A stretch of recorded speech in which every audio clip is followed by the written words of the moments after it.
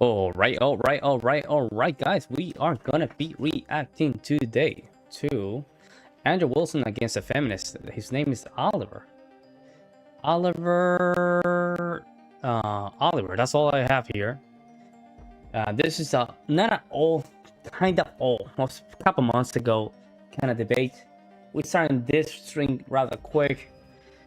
A lot of you guys were criticizing the last stream because the editing. Listen, bro, I didn't have internet, so therefore the internet went away, and then that's what it was, man. So I had to just re-upload another video.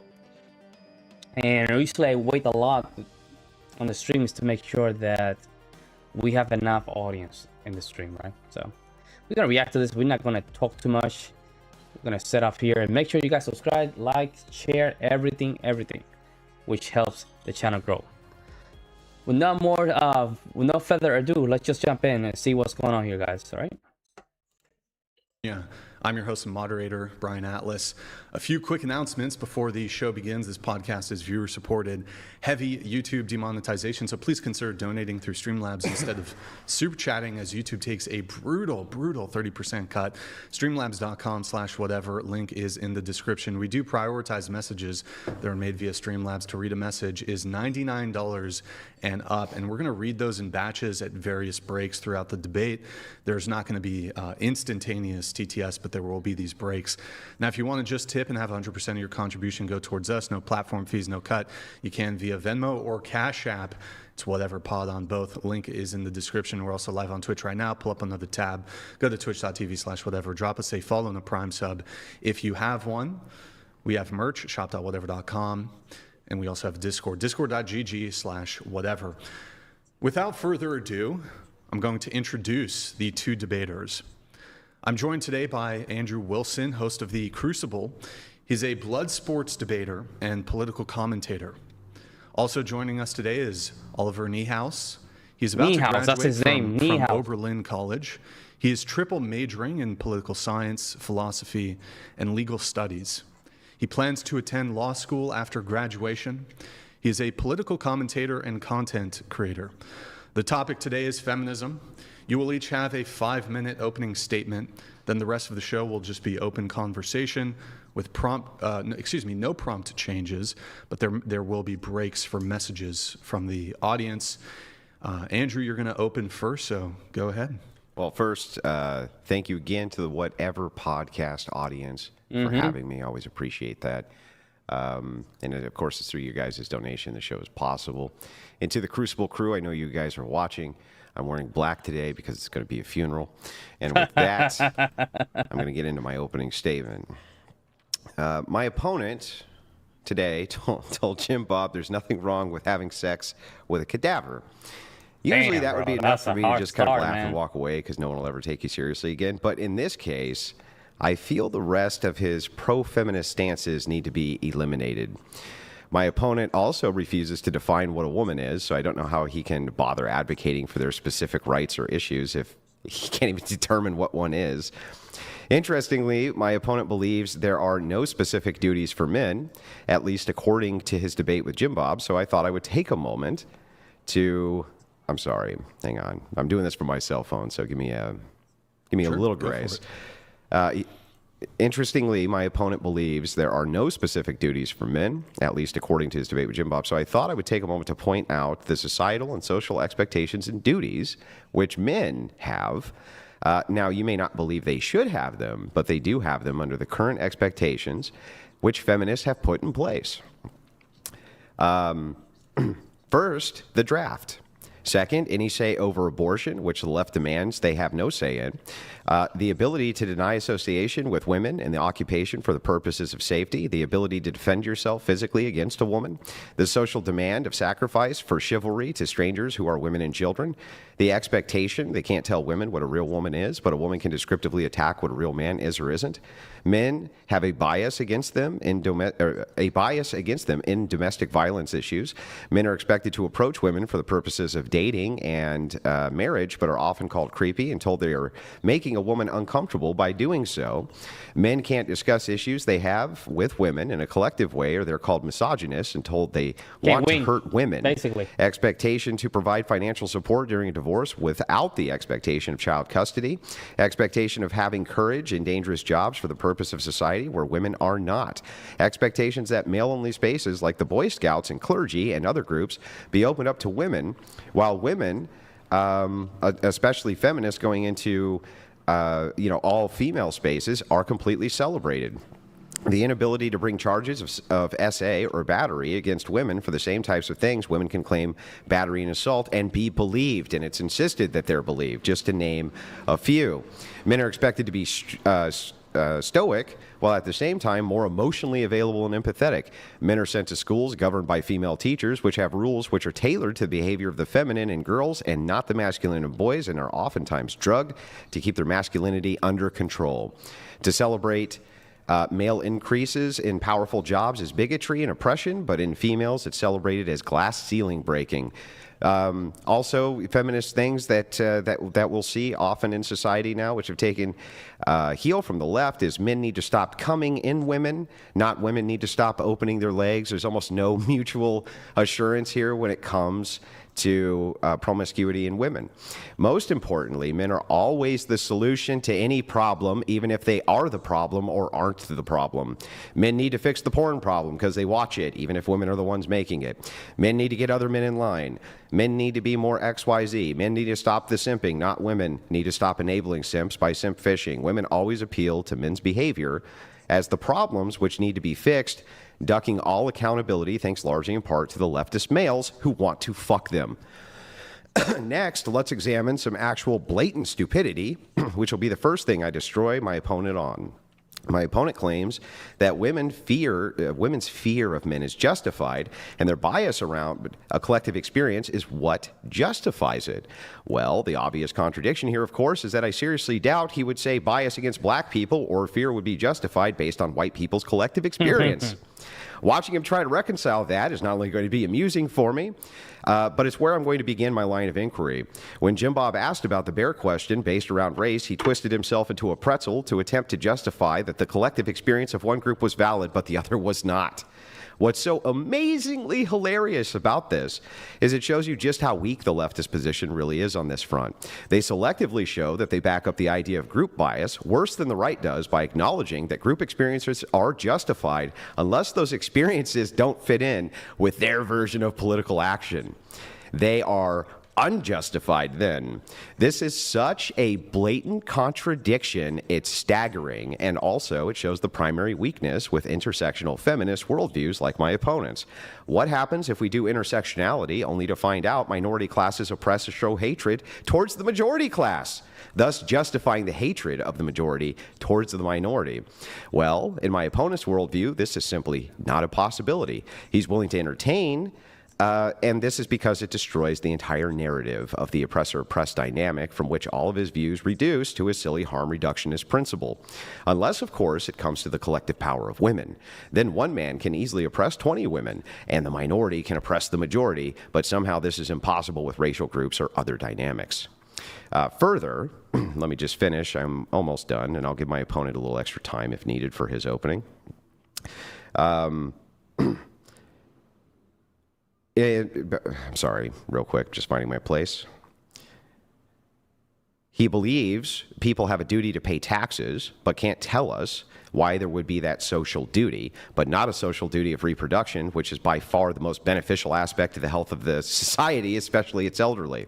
He claims women have no duty to have children, which means he sees no duty to keep the human race alive, which aligns with his harm reductionist mindset as the ultimate harm reduction, in which there would be no human beings, thus no harm could ever happen to any of them. He believes democracy is the finest form of government, ignoring the glaring weakness that we can democratically vote for no democracy. He has typical left world stupid views. The progressive mind is totally tainted by ignoring objective reality for the ideas of untenable systems and senseless ideology. On the core of feminism, he's just as bad, refusing to denote that if he were actually a harm reductionist, the best way to reduce harm would be to strongly encourage traditional gender roles, because men, who are the most fit sex for the workforce and jobs which aim to protect society, would obviously do the most amount of good in those capacities, and women in the nurturing capacities, leading to better general outcomes for society.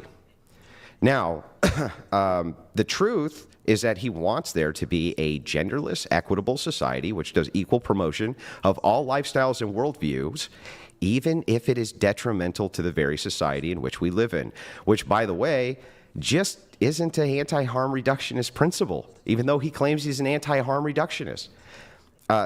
It's also stupid, and it ignores the nature of people altogether for the purpose of ideology. He claims he's against the draft, but is for compelled taxation, which makes no sense. Both would be duties to protect and run the society one is in. He's basically a walking contradiction. All of his views are contradictory, and with that, I'll yield my time. Since Andrew went a little bit over, Oliver, you're welcome to have additional time for your open if you'd like. Go ahead. Thank you. Appreciate it. All right. Thank you, Andrew, for that opening statement. Thank you, Brian, for having me back. It's good to be here.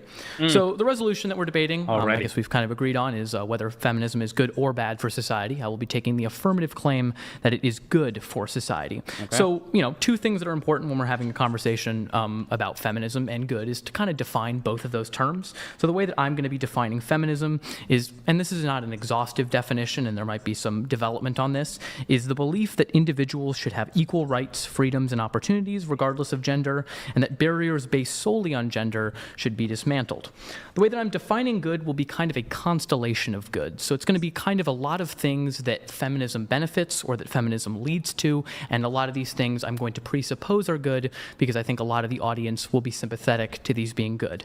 These include things like stronger families. This includes things like healthier families. This includes things like reproductive autonomy. This includes things such as greater economic output. I have stuff to back up all of this, the idea of stronger families in shared responsibilities and shared parenting, healthier families in reproductive autonomy, and parental leave and workplace protection. So something like parental leave is associated with reductions in infant mortality. It improves maternal health and long-term child well-being. Reproductive autonomy is linked to healthier pregnancies, lower rates of maternal depression, better childhood nutrition or better child nutrition, and immunization rates. And Medicaid expansion was something that was pioneered by feminists, which led to maternal coverage of things such as childbirth, and it narrowed disparities in health outcomes and birth outcomes and improved access to prenatal services. We can move on to some of the economic benefits. So, for example, dual income households, where there are two individuals who are working, are significantly more protected against poverty and food insecurity during economic downturns. Feminism advocates education as well, high-quality childhood education programs. For example, for every $1 invested in these high-quality childhood education programs, we get $16 in return. This was given by Nobel Prize-winning economist James Heckman. And the benefits to children of working moms from the Harvard Business School show that daughters of working mothers earn 23% more than daughters of stay-at-home moms, and their sons also spend 7.5 hours more per week caring for the children that they end up having. So just in general, I'm going to be affirming that. I'm going to be arguing that feminism is a good for society based on these constellation of goods. I'm not necessarily defending a worldview here today. I'm merely defending that these things are good and feminism contributes to. So earning more money as a woman because your mom is a strong, independent woman is a good thing for society, I guess. That's the argument that he's doing, okay? These things that are good. So these statements are ultimately conditional statements. The woman so working, if you care about greater economic... The woman working, better GDP, so it's better for society. I think that's the argument. Output. If you care about decreasing infant mortality, then you should care about feminism and support feminism as a good for society. So that is all I have for the opening statement. Okay. All right. We open? Yeah, Open go dialogue. ahead. Can we start? Let's back up real quick. Sure. With your, I just want to write it down word for word. What's your definition for feminism? Yeah, sure. I've got it for you. So the belief that individuals should have equal rights, freedoms, and opportunities regardless of gender. Hang on. Okay. Belief. Sorry. Individuals should have. Yes. Equal rights, freedom, and opportunities. Would you guys like to define any other terms here at the start, or? Yeah, hang on. There's a few that I want to do. Should have equal rights and what? Freedoms and opportunities. Freedoms and opportunities. Yes. Regardless of gender. Well, that would be regardless. Well, I guess Sex and gender. sex, right? Yeah, Regardless sex. of sex. Okay. Regardless of sex. And is this, do you consider this to be a proprietary definition or a historically apt I definition? mean, I'm just providing the definition. If you disagree with the definition, then we can go back and forth and determine which definition we feel is best, or the audience can decide which definition they feel is a better definition Yeah, of I feminism. understand that we can decide that which definition we want to do. I'm asking another question, though. Okay. It's not a trick question. Okay. Is the definition, do you consider this to be proprietary, meaning this is what Oliver believes feminism is, or do you think that this is a historically accurate definition? I mean, I think it's a combination of both. So I think, yes, it's the definition that I'm putting forward. It's And rooted what historical, historical. if you're looking at it from a historical standpoint, what would be the kind of like idea that you would draw this from for what feminism is? I mean, various feminist thinkers who proposed definitions of this nature. Betty Friedan is one of them, who wrote a book called The Feminine Mystique. Okay. We can talk about various other individuals who contributed to that. Sally Haslinger put forward definitions that are very similar to this, but that's kind of what I would say is there. So it's kind of a combination of both. Okay, got you. And then you utilize utilitarianism for good? That's not the position that I'm defending here. So no, I'm not defending what good is in this debate. These are conditional statements in that, for example, greater economic output is a good thing. If greater economic output is a good thing, then feminism helps achieve that goal. I'm not ultimately defending what essentially good is. I'm not going to go down the rabbit hole of I'm not what makes looking something for good. a moral debate saying what is Okay. good and bad. I'm just looking for... It's always this argument that if it does better with the GDP or the economy, therefore it is good. When clearly we're not doing good when it comes down to communities and families. We're not doing good. We have the excessive degeneracy in the world. We have a lot of mental illness in men. Females are highly depressed, taking a lot of pills. And fourth, this one's easier. It's just we're not having family. We're not having babies. Therefore, how is that good?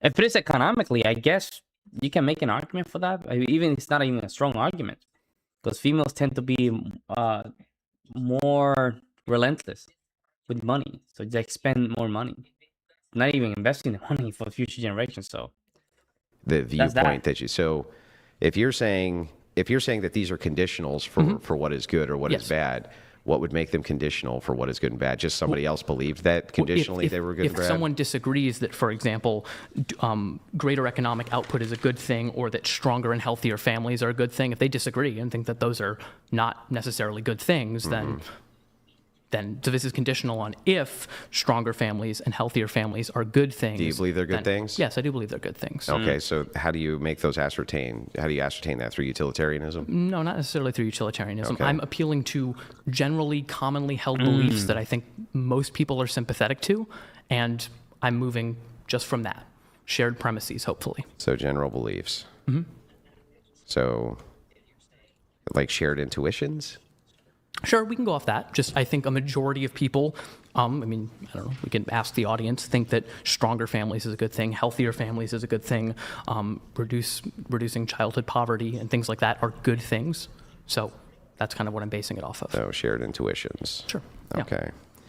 And that's what you're basically, when you're saying good and bad, you're saying based around, just make sure I got it clear, based around the shared intuitions of me and most people. I think most people would agree that these things are good. Sure, for the purposes of this debate, yes. Okay. Yes. I'm not claiming that whatever the consensus believes is automatically therefore correct. I'm just claiming for this debate, I'm appealing to these shared premises and intuitions that I think most people will hold. Most people believe this. Okay. All right. And then I think there was one more thing. When you say conditional, Yeah. so you're saying the conditional belief, I just want to make sure I got this right. This is based around the condition that people agree with you. Agree that things such as stronger families are good, that healthier families are good. Which are things you believe. Yeah, which are So things it'd I be believe. so it's people who agree with you. Yes. So then conditional here means people who agree with me.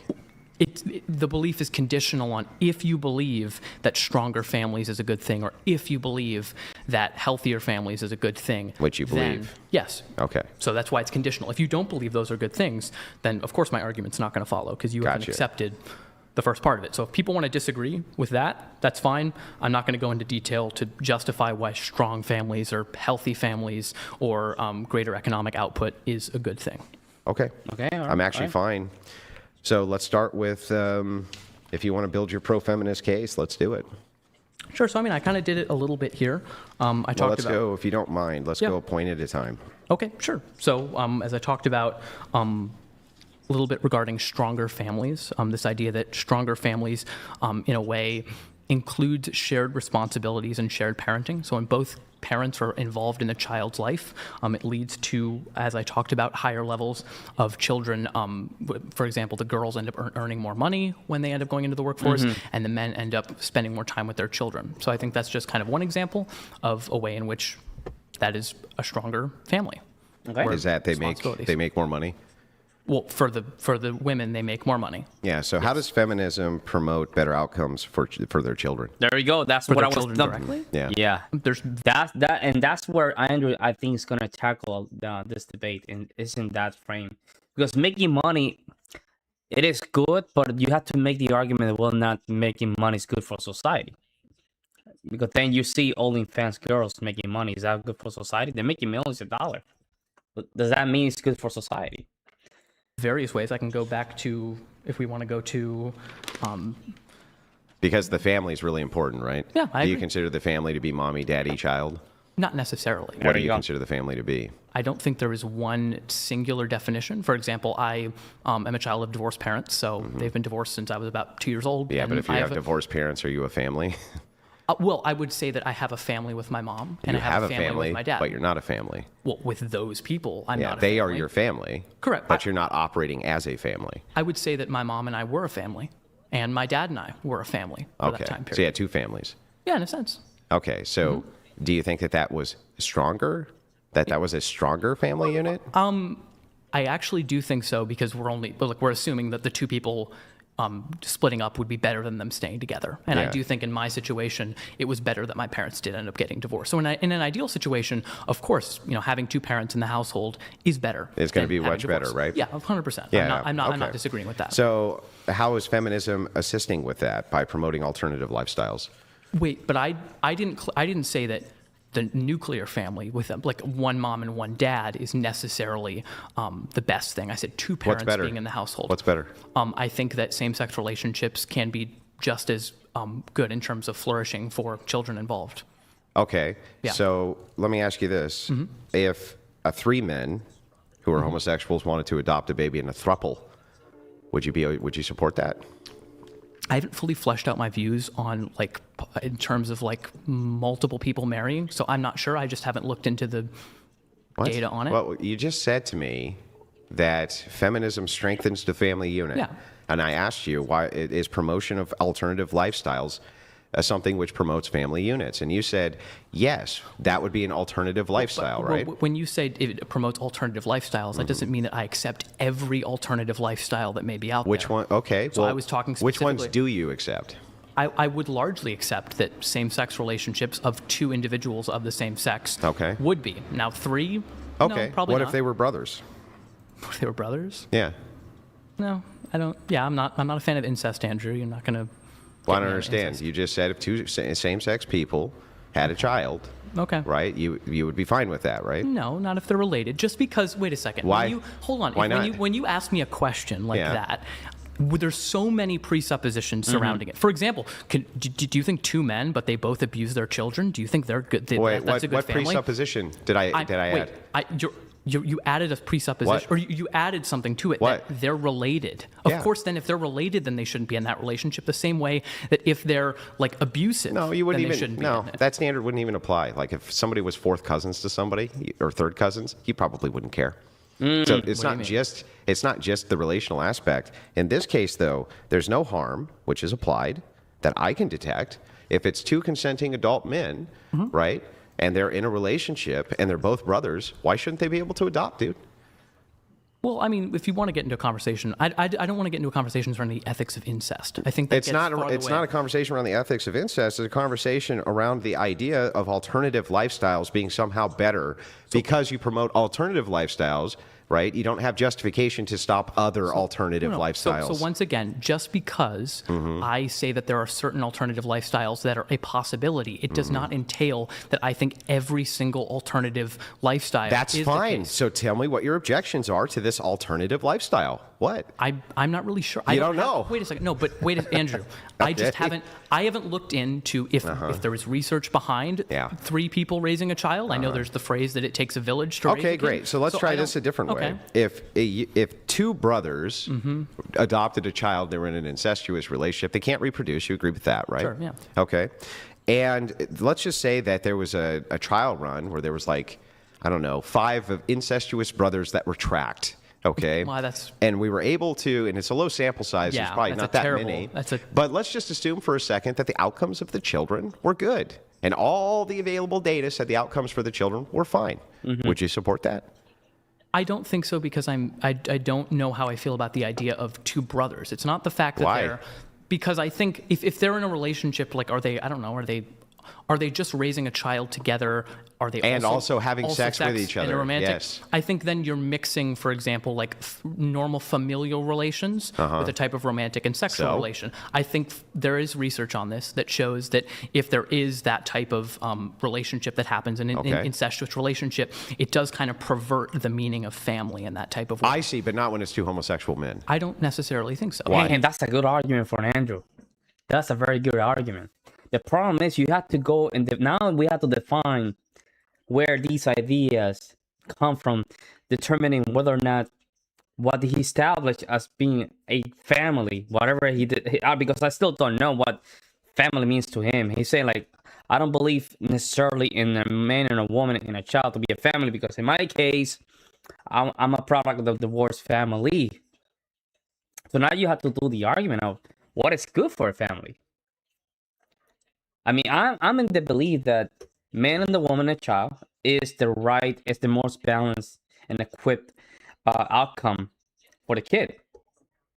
However, these people have just, especially the feminists, have pushed this so far out that they're now arguing for very odd kind of cases to be something normal as a family. Because I don't think that you would just be basing both of these arguments on stigma. What do you mean on stigma? Well, you say that if there's a social dynamic which is not there, but you can't point to any direct harm to the child, you would just be pointing to social stigma. I'm not necessarily going on a harm principle here. What are you going on? What am I going on? Yeah. I mean, I'm going on the best interests of the child, but that's not just harm. The best interest of the child. Harm. What other than stigma here is actually problematic here? What's other than stigma? It's not just stigma, though, because if you're mixing sex with a family, it will cause other problems. You mean every person on planet Earth does who has a family? What are you talking about? I'm not talking about spouses, and I'm not talking about that. Of course, that exists. So what the hell are you talking about? I'm talking between individuals such as brothers, or such as a father and a son or daughter. That will lead to a perversion of the family dynamic because it's not the same. But two homosexuals won't. I know. I don't think so. Why? Why? The only association that I can get here is stigma. The only thing I can think of here is stigma. It's not stigma. I think it would lead to worse outcomes for the children. Now, based on what? Hold on. You're stipulating. Yeah, based on what? Based on the already available data that what already available data? Of children who are products of incestuous relationships or experience incest. They're not experiencing incest. They're raised by if the mom and dad are both parents. But if it's the case that the outcomes for the children are on par with the outcomes of other homosexuals, what would your actual objection here be? The problem with this type of argumentation is you're stipulating out the exact thing that you would can do make the same it wrong. thing. Give me the stipulations, and I'll give you my objections. Okay. But the thing is here we go.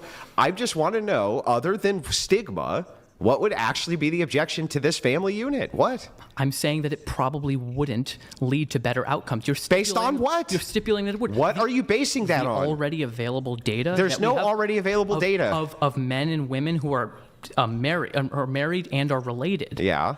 And when they have biological children, yes, not for adoption. Okay. Can these people reproduce? Didn't we establish they can't? I'm not saying they can reproduce. So then what? So why is your intuition? Remember, this is what I wanted to get to. You said that the purposes of what is good is going to be shared intuition. Mm-hmm. Great. So if that's the case, you would say that it's good two brothers don't get married and adopt children. Don't get married and adopt children? Yeah. Two brothers. Two brothers. Yeah. They don't get married. Yeah. They're not sexual partners. That's probably good. They're not romantic partners. Yeah. No. That's fine. No. You would say that two brothers should not get married. Two brothers should not get married and adopt children, right? Yes, because they're based brothers. on shared intuition. Yeah, because they're brothers. Yeah, because they're brothers. Because I right. think most people so would if there's a agree with shared that. intuition against homosexuals, you would have to bite the bullet then that you don't think homosexuals should adopt. That's not necessarily what I'm arguing. I'm saying that I think can they you should. make this Hold on. logically follow? People who have what is good is people's shared intuition. Mm-hmm. Not necessarily. Conditionally. I'm arguing from conditional premises. If you reject things that I mentioned, Let's then make that's sure fine. we got this right. Conditional means shared intuition. Your exact words. Sure. For the purpose of this conversation, Andrew. Of these things. That doesn't mean that you throw out another thing that I didn't mention and then claim. Bro. Yeah. I'm sorry. Did you say, does conditional in this conversation mean shared intuition or not? Shared intuition of the things that I mentioned, of course, because that's what I'm arguing. You can't just throw out another thing and be like, you agree with this, right? It's only conditional on 5 things? It's conditional on these things, yes. So that's what I'm arguing. Hey, I just want to make sure. You can't make the argument Hey, for I just want to make sure I got this right. So when it comes to this, we're not talking about shared intuition anymore. We're only talking about shared intuition when it comes to your few arguments against feminism, because you don't want to take an actual position. No, I am taking an actual position. No. You don't. You say these are conditional positions because I don't want my worldview to be investigated on these positions. The reason I don't want it is because, listen to me, because this is what you do is you go down a meta-ethics rabbit hole where you try to reduce a view to absurdity, and then a conversation because a conversation that was meant to be about feminism. It is about feminism. Then is dragged out into a 3-hour debate about the fundamental precepts of reality. And I think that gets so away from the conversation. Didn't you say that alternative families are good? Certain alternative families. Certain alternative families are good, right? What do you mean by alternative families? Yeah, but you said certain ones are good. Sure. Okay. Are fine. So in this case, you said homosexual families are good, right? Why are they good? Because it leads to the studies that I've seen. It leads to comparable outcomes to nuclear families, heterosexual. Then just to be consistent here, if it was the case that you had studies that said. Then that's an easy argument to review, guys. If you're saying because the studies are saying that it's supposedly they have better outcomes because of the studies, right? Mass studies. You have to be okay if the studies say the opposite. If you're saying no, okay, now you have to explain that currently your positions go beyond studies. That's what we're trying to. I think that's what Andrew's trying to look here. Like he's trying to find, if it is not the story, what is it that makes it better? That the results of an incestuous relationship between a man and a man, they have a kid that they adopted, and the outcomes were on par with that of other homosexual men. Yep. You would be for them adopting, right? Yeah, If bad is good, then it's good. Sure. Yeah, well, I just want to make sure that I got this right. Hold on. You're stipulating things that just aren't the case. What isn't the case? It doesn't line up with any of the other available data of 3 men who are brothers or 2 men who are brothers having What does that have to do with anything? Because it doesn't lead to better outcomes. You're stipulating that it does, but it doesn't. Wait, there's no data on this. Well, I'm talking about the data that happens. Yeah, I know, but great. So there's no data on this, though, and I'm just asking if there was data on this, you would have no objection to it, right? Sure, but that's just because that's not how it works, because you would have to prove that there's a relevant difference as to why a mother and father who are related, raising, let's say adopting, just to keep it the same, adopting children and raising that, that's bad. There's been data on that. You would have to say that there's some relevant difference between two men that therefore would make it good, and not in this case. And I don't see how that would make any sense. Whatever the same case would be for your objections for the incestuousness, right?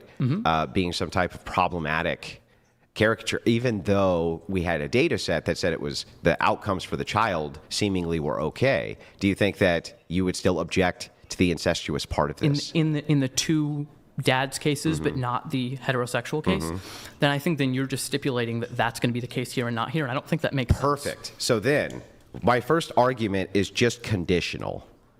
I'm just saying that conditionally, for the sake of just this one argument, that if the intuition of the audience is that men who have sex with each other, make sure you guys like the stream and are in incestuous relationships shouldn't adopt because they have intuitions against it. And since that's hang on, that's not my worldview, bro. That's not my It's not my worldview.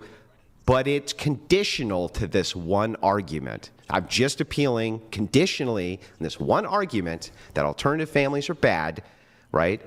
And the reason they're bad is because they're shared intuitions against men doing these things. So that is fine. Yeah. And I'm not getting into a debate about alternative families but and that's whether they're good or not. Wait, but I'm sorry, you did, though, because you said that alternative feminism pushes alternative families, and alternative families are good. It allows for alternative families. Pushing and allowing for are different. Right, so I'm just saying that conditionally, my argument back is that as long as we have a shared intuition, men against alternative family structures, that's good. For this debate, yes. For this debate, that's good. Absolutely, because I'm not arguing in this debate right now why then that's alternative perfect. families. Then I think that we have taken care of this one on alternative families. Just conditionally, if you intuitively don't like that shit, it's good. We both agree. Moving to the next point. Okay, sure. Yeah, okay, ready? Fine. Yeah, so all of these are conditional statements on if you agree that those things are well, good. Then I will just give a counter conditional that, well, if you just have an intuition that this guy's a fucking idiot, then he loses the debate. It's a conditional. I don't believe that, but it's conditional. That's fine. Wait, but I'm arguing that these things are good. So, for example, would you agree that healthier families is a good thing? Yeah, well, we haven't established what I think a family is yet. Yeah, we're trying to define what the healthy family is. We still don't know what it is. And that's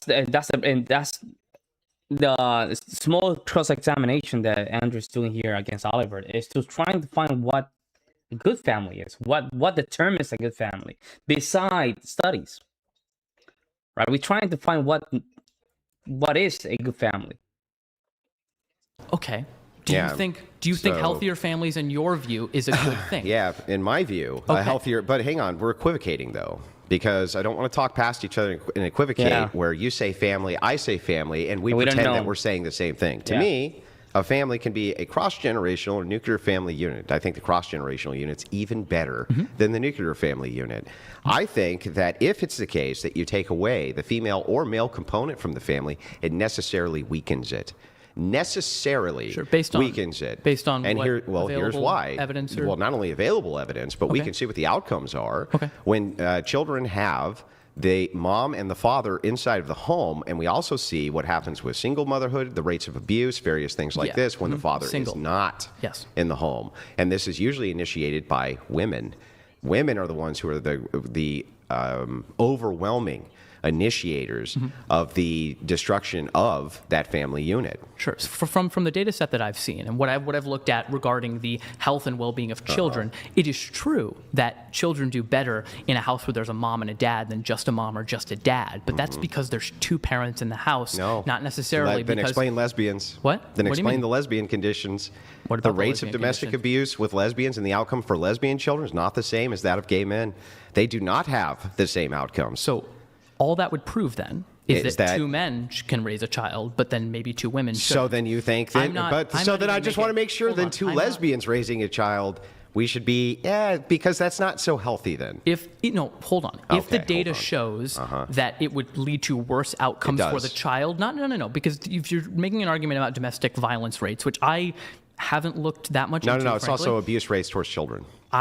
Once again, conditionally on that statement being true, then it would probably not be best for the children. Okay. So I'm in agreement so those alternative lifestyles. So if two gay men, right, they have a child, and I was able to prove, like, I don't know, that the children of gay men inside of the narrow study set, right, that you've probably looked at. I don't know if you have the studies handy, but I'm sure that I can reference them really quick, that the outcomes are just a little bit worse for children if they're raised by homosexuals rather than adopted by heterosexuals. And we know that every single child in the United States gets adopted, every single one, all of them, 100%. Right? Like not foster care, yeah. Then that would make a good case for why homosexual men probably shouldn't be allowed to adopt, right? I don't think that's the case. Why? And here's the reason. Because I bet there are certain heterosexual relationships among certain people that are better than others. So you talked about, wait a second, but you're saying if it's hold on, no, but you're saying, fine. Would you say an intergenerational family, you talk about that, you said that's better than the regular nuclear family, generally. Right? Generally. Yeah. So would you say that because an intergenerational family is better, that therefore regular nuclear families are because bad? Both of those family units, right, are still superior to any of these alternative family units. Well, hold on, but you made the claim that if gay men who are raising a child, it's slightly I'm not worse. a utilitarian. No, you are. No. You're saying it's You're a slightly harm worse. reductionist, not me. No, I never made a claim of harm reduction. Yes, you did. You're ascribing this to me. Are you a harm reductionist? I'm not making that argument here. Are you a harm reductionist? You're trying to pin me down. Just answer the fucking question. Are you? I would say largely I ascribe to threshold deontology. So not just utilitarianism. No, threshold deontology. I think it's Where's the both. threshold before we switch to utilitarianism? I don't think that there are black and white answers. I don't know to what the harm reductionist is. Harm reduction is an evidence-based public health approach to prevent overdose and the spread of infectious disease like HIV and hepatitis C. Harm reduction focuses on empowering people to make safer choices to prevent negative health outcomes. People practice harm reduction every day to keep themselves safe. So basically, they're trying to avoid same-sex stuff or AIDS, I guess. Okay, hang on. And that's because I don't want to ascribe a worldview, Andrew. Okay, I just want to make sure I got this right. You're a threshold deontologist. So I just make sure I got this right. Threshold deontology. So abstinence is one of those harm reductions method, I guess. Is you believe in a universal form of ethics up to some threshold, and then you switch over to utilitarianism. I think there's a balancing act between the two. I don't think that there is. So what's the threshold? I don't think there is one threshold for every single situation. So I can't intuition. give it. No. Wait a second, Andrew. Just because we can't draw a specific line in the sand where two things differ doesn't necessarily mean there isn't a difference. It's the same thing as a Sorites paradox, and it's the same thing with the fallacy of like the heap and the pile. Yeah. Okay. So the thing is, like, that's fair. If you want to say that there's a threshold fallacy in there where you can't ascribe from when one thing changes to another thing, right? I just want you to remember later in the debate that you said that when I make that same fallacy back when we get to a different topic. But just remember that you said that. Fine. Okay, great. Sure. So we have that. Yes. Now, back to feminism and why it's so great for society. Let's start with how does it reinforce heterosexual normative behaviors in society? How does it do that? What do you mean heterosexual normative behavior? Like that they ought to act in a specific way? I don't think it does, and I don't think that's a bad thing. Yeah, okay. So why is that a good thing? Because I think it's better if individuals have a more expansive version of masculinity or femininity that they can adopt into. So I don't think the man, wait a second, I don't think the man always has to be the provider, and I don't think that the woman always has to be the stay-at-home Yeah, those aren't individual. masculine or feminine traits. Well, that's largely things we ascribe to masculinity. Oh, and is it? femininity. What is masculinity first? Well, it's hard to say exactly what it is. I mean, Well, what do you consider it to be? I think it is considered a lot of traits such as, courage, confidence, assertiveness. I don't think they're real. I don't think they're actually real categories. Do you think that if a man is sick and he's in the hospital, right, because he has cancer, that other men consider him to be less of a man because his wife's providing? No, No, but of wait course a second. not. But it's not. Of course not. It's not based exactly Wouldn't she on be that. considered more feminine, in fact, by the fact that she's taking care of him while he's so sick, that she's doing her wifely duty? I don't think necessarily. But I don't think you can also ascribe masculinity and femininity to these rigid categorizations of things. Yeah. So what is it? What is it then? What is masculinity? What is it? I don't think there is a comprehensive thing. I actually agree. I don't think that masculinity and femininity are good categories to go off of because it reinforces already gendered norms there. So I'm not really positioned. Well, on let me this. give you a counter then. Okay. The reason that we utilize masculinity and the reason that we utilize femininity is because we're ascribing virtues to men and women, and they're shared virtues. So you would agree with me that courage is a shared virtue between men and women? Yes, but hang on. Okay. You would agree with me that temperance, shared virtue. Mm-hmm. You would agree with me that, generosity, Correct. Perhaps shared virtue, things like this, right? And they aren't exercised differently. What's that? And I don't think they're exercised differently. I'm not even saying that. Okay. So Fine. let's start with shared virtues. So you agree that they're that. shared, right? Yeah. But here's the problem, Okay. and here's where we get masculinity from. Mm-hmm. If it is the case that one sex does or does not apply one of these virtues, the social cohesiveness and the destruction to society drastically increases in comparison to the other sex. Meaning, let's take courage, for instance. Okay? Now, if females, right, lost courage when it came to dealing with intruders and things like this, right? If courage was not kind of on the menu there for social protection, mm-hmm. right?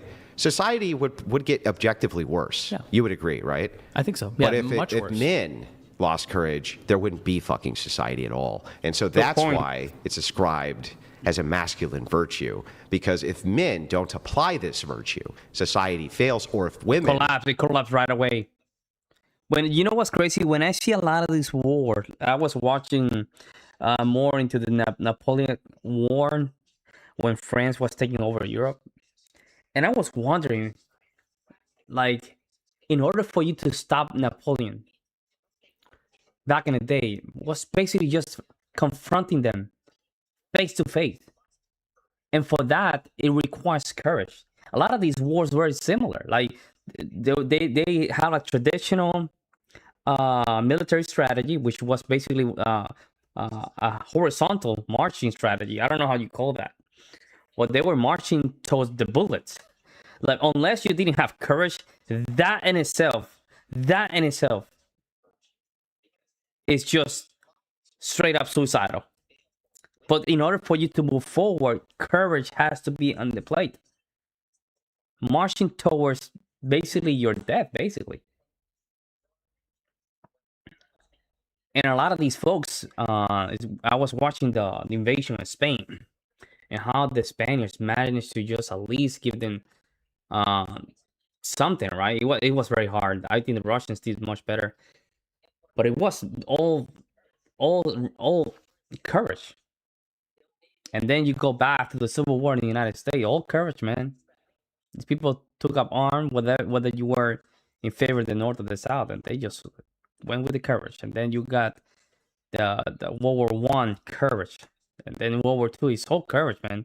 Without that, society cannot function. Don't apply this virtue. Social cohesion and society begins its collapse.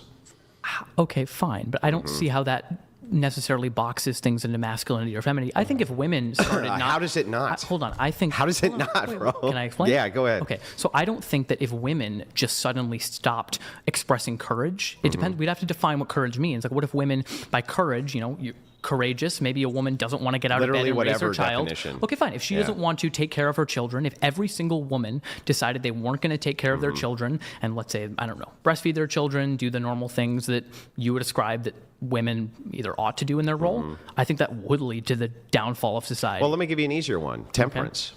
Just take temperance, for instance. Okay. Temperance is necessary for both sexes in order to even have virtues to begin with. Sure. But if women become hysterical versus when men become hysterical, the side effects of this are much, much worse when men become hysterical versus women. Yeah. Why? Why, though? Because they're way fucking stronger. I also think they exercise their hysteria in a more violent way. Because they're way fucking stronger. I don't think just because someone's stronger necessarily... When women are hysterical, they become very violent, just like men do. The distinction is they can't do as much damage. Okay. And so if that's the case, then when we look at this virtue, for instance, if men lose control of that virtue, it's way fucking worse than if women do. Yeah, it is very bad. And we see it, we don't have to go that far away. We can see it when it comes down to...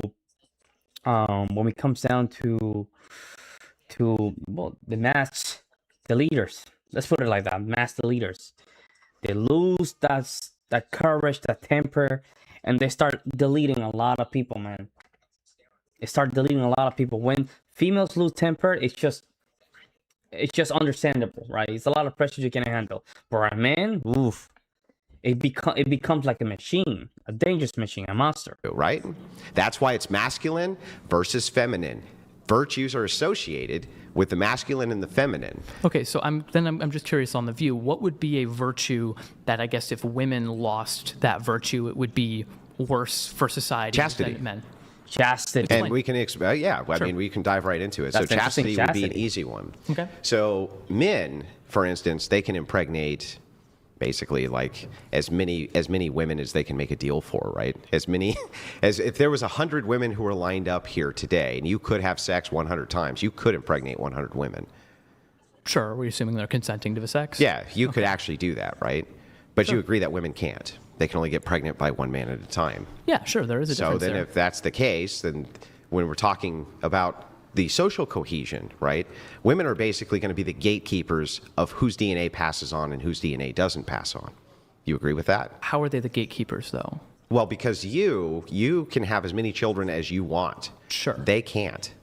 Yes. Yes, they can't. So they get to basically be the selection for reproduction, not you.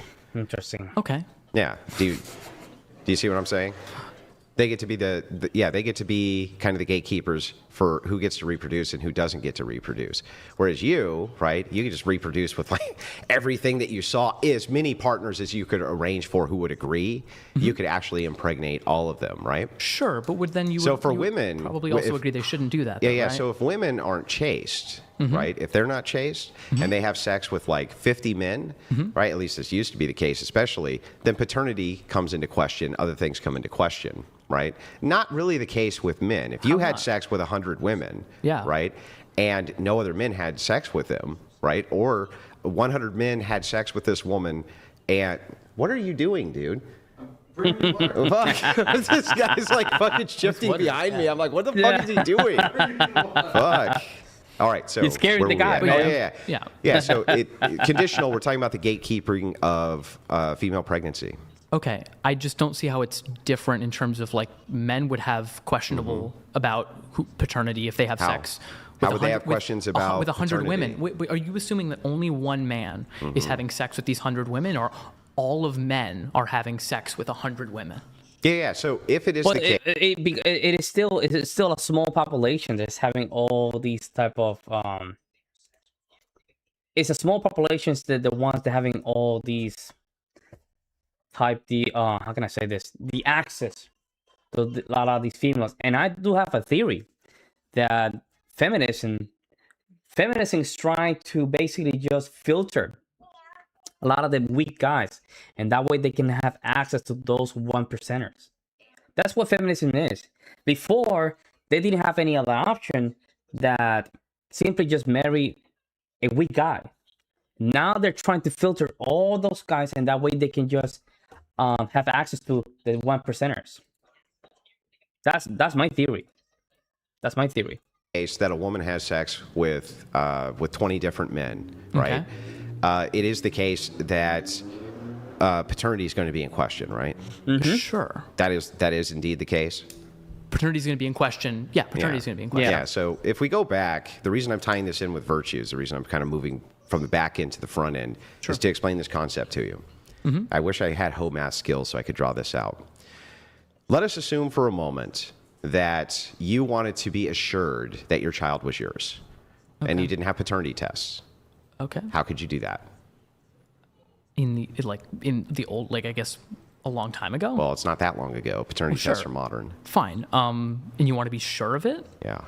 I guess then only you would be having sex with your wife or something like that, or you would want to have sex with a woman who wasn't actively having sex with other men at the same time. And I think that's perfect. I think that's a perfectly normal boundary. So wait, to hang have. on. What is the last thing you just said? You would want to make sure what? That you and your wife were the only people having sex with each other. Right. I think there's nothing wrong And with what monogamy. what would be a good tell for that? What do you mean? That she wasn't having sex with a lot of men before you, right? Wait. No, I don't necessarily think that's the You don't case. think so? No, I don't he think so. doesn't I think think so. people can engage in a lot of sexual activity because they're enjoying that, and they enter a monogamous relationship and decide that that's what's best. And that's a feminine purview. That's a worldview of the feminine. She wants to have sex with a lot of these options to see what he can lock in. She knows that she cannot lock in, but she's she's basically enthusiastic to practice such behavior. But then she says stuff like this, and that way the beta male can come into the equation and just settle with her. You see what I'm saying? So she's using all these worldviews,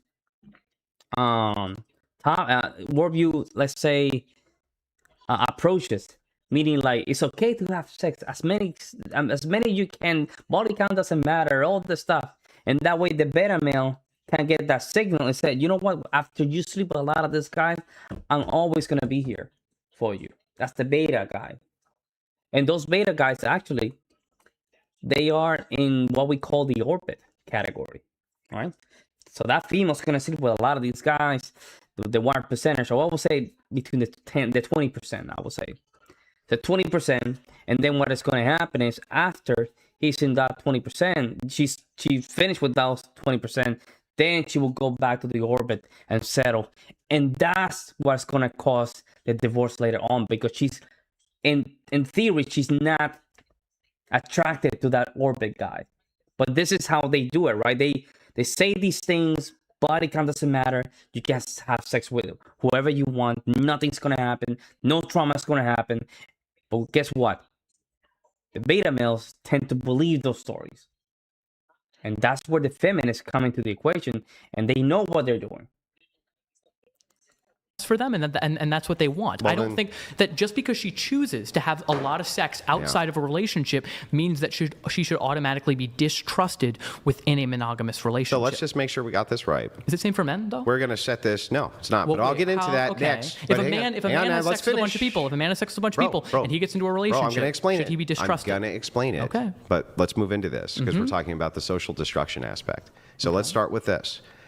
You think that it is the case that if a woman has a promiscuous past, right, that should essentially not in any way show, men should show no distrust towards that woman for the purposes of having a family with her. Hold on. Was she in relationships with people, and was she lying to them, and was she cheating on them? She was just having a lot of promiscuous sex with many, many men. Then that's fine. Well, I guess we're assuming also like no STDs, no stuff like that. Sure, we just bake it in. Okay, fine. Then yeah, no, I don't. There shouldn't be any trust distinction at all? No. I mean, you have conversations with this person. Be like, yeah, no, I had that past. I enjoyed that part of my life, but I want to settle down now. And would you say that those women would probably be on par with trust of like virgin women when it came to that?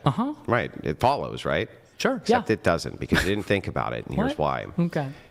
There's if I were to ask you about comparisons, right? Comparatively, if a woman only has sex with one partner, can she compare any other partners to that man she's had sex with? No, I guess not. So she wouldn't be knowing what she was missing out on or not missing out on, right? Sure.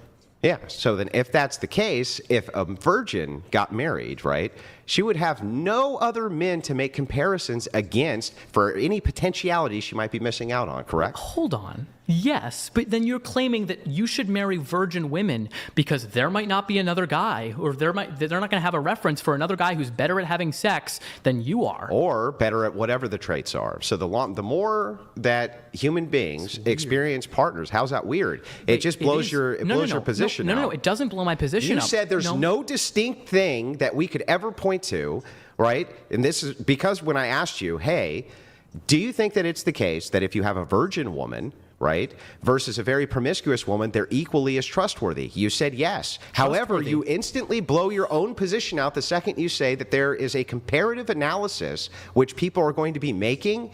That would erode the trust immediately. Wait a second. So just so I can understand your position, I want to just restate what you're saying back to you. Are you saying that because a woman who had more sex before marriage has more experience with what men she likes and what men she doesn't like, that therefore within the marriage, if she's unhappy with the state of the current marriage, she has things to compare it to, and thus she might be more likely to leave? Is that what you're saying? Well, not just that, right? But it could be that if she had never experienced, and in fact this is likely because women polled say this, if she had never experienced these other men and had no comparison, she would actually be much happier in the current relationship that she was in. Yeah. Okay, so ignorance is bliss is what It's you're not arguing? ignorance. Well, right? it is. She doesn't know about the other men. It's a comparative. Well, then by your standards, should she just fuck a bunch of men so that she knows? No, not necessarily. Wait. So which thing is more preferable for society then? Wait, but you're making a false dichotomy. What's the dichotomy? You're making a false dichotomy. I can't wait. You are. You're saying that there's on one side that women do not have sex or before marriage whatsoever at all, and the other one is women just fuck people all the time, no matter what. No, just promiscuity. I'm just asking. It would logically follow that if women had fucked 2 men, she now has a comparison. Yeah. Okay, so then I think it's a we good would thing. just say that every single That's a good thing. Okay, this guy. All right. So let's just settle down now. Come on now. It's a good thing. I don't think these two really understand female nature. That means that there's 2 men now that he has to compare his new guy, the third one, I would say.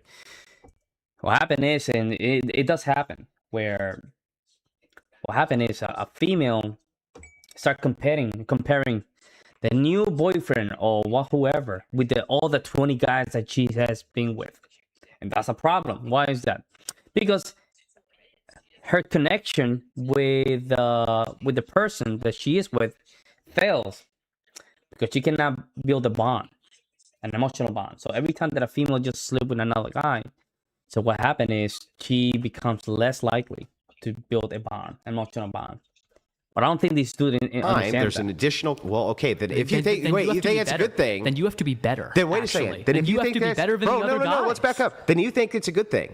You just said, I think that's a good thing. So that means if that's a good thing, why shouldn't they fuck a lot of men so that they have the largest comparison sample size possible? I think it depends on the individual woman and what she wants. Some people don't want to have that much sex. Some people just don't. That doesn't answer my question. Wait. If you think it's good that she had sex with one more person, right? Because now she has a comparative sample size. Why shouldn't she have sex with hundreds of different people to make sure she has the best comparative sample size? To absurdity. Oh, bro, I'm sorry. I'm sorry that it's upsetting to you. It's not upsetting. Hold on. Do you think that eating broccoli is good? Mm-hmm. Do you think that we should just eat as much broccoli as fucking possible all the time? But do I? Did you think we just eat an insane amount? No. So there can be a good thing, and that thing can be good. He said no. He just glanced over that to a threshold. Yeah, the thing is, though, is that if I were to say, right, eating lots of broccoli is good, so I have a comparison against other vegetables or something like this, right? And you rightly asked me then, well, shouldn't we eat like a ton of broccoli then so we have the highest comparison? We can also make that and say, well, but we cut it off at this before it gets to the point of like you're going to throw up or something like this, right? That's fair, but that would still equal a lot more men, right? Sure. Yeah. So then you think honestly that women probably ought to fuck a lot of men. Not ought. No. Because I also think it's... Then wouldn't they be missing out, bro? No, I don't think they're missing out. How do they really know what their preferences are, though, bro? Because because there are different women who want different things. You're ascribing a monolith. Some women might want to be virgins until marriage because they value sex in a significant way that other women don't. Yeah, but how do they really know unless they're having sex with multiple men? You don't necessarily have to have sex with multiple men if you don't want that comparison. Okay. You don't have to... Just because a comparison might be helpful in certain instances doesn't mean that the negatives for that individual person might outweigh the positive benefits that they're having. Perfect. So then is it the case then, right, that if we're just looking at the cost-benefit analysis of comparison for outcome, if we are to have the best outcomes with women who've only had one sexual partner, because there's no comparative analysis... Best outcomes? Can you just... Yeah, this means they stay in their marriages longer and report happiness levels that are higher. Which all virgins do, almost universally. Okay. Almost. What did I say? Overwhelming majority. Overwhelming majority do. And there we go. That's all we need. That's all we need. We need the best outcome. It doesn't mean that it's gonna be all of them, but it's gonna be the best outcome. And I know there's not a lot of virgins, but as men, here's what we can do as men. Here's what we can do. Here's what we can do, guys. If as men, we can create a standard where we say, you know what? I'm going to avoid to just marry females that have more than 10 body counts. I'm very going to be relentless. I know 10 is kind of high.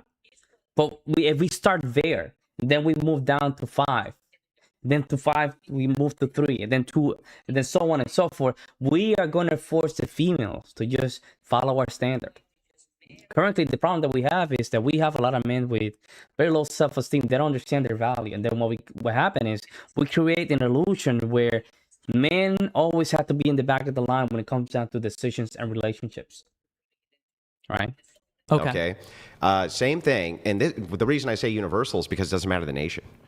It doesn't matter the nation, at least in the Western nation. Doesn't matter the nation when it comes to dissatisfaction. Now, you can look at some nations, perhaps in the Middle East, where they measure dissatisfaction, but you can't tell if it's because they're virgins or because they live in the Middle East, right? Like, you can't tell. But in Western nations, you can tell. And here's how we know. We can do an analysis from the religious, right? The more religious they are, the less promiscuous they often are, and the more often they get married virgins, right? And here's what ends up happening. The non-religious, the secular women get married virgins, and the religious women to get married virgins both report a much higher sexual satisfaction rate, much higher attraction rate, right? And they have much less in the way of the marriage splitting up because they make no comparative analysis. I think making a weird comparative analysis is kind of strange because what it feels like you're saying, and correct me if I'm wrong, is I don't want my wife to have had sex with other men because I don't want her to compare the sex we're having to other men, which might make me feel insecure and make me feel that my sex is not as good. Let me ask you, do you honestly believe that that's a less tenable position than yours, which is I want my wife to have had sex with multiple men to compare other men to me?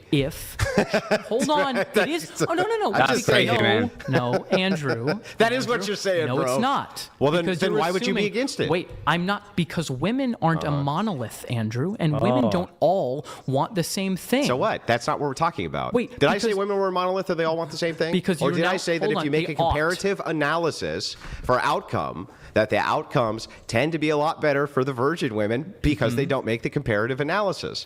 I think it is strange to say people ought to have less experience so they don't know what they're missing out on. I think so it's they don't really know what they're missing out on. So then you're right. They don't know what so then you want your woman to have previously been fucked a bunch. So you wouldn't want her to be with you only because she didn't know what she was missing out on. Yeah. Right? So wait a second, All right, Andrew, wait a second. Let me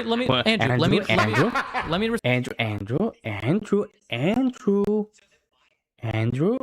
It sounds like his mom. That's what he sounds like.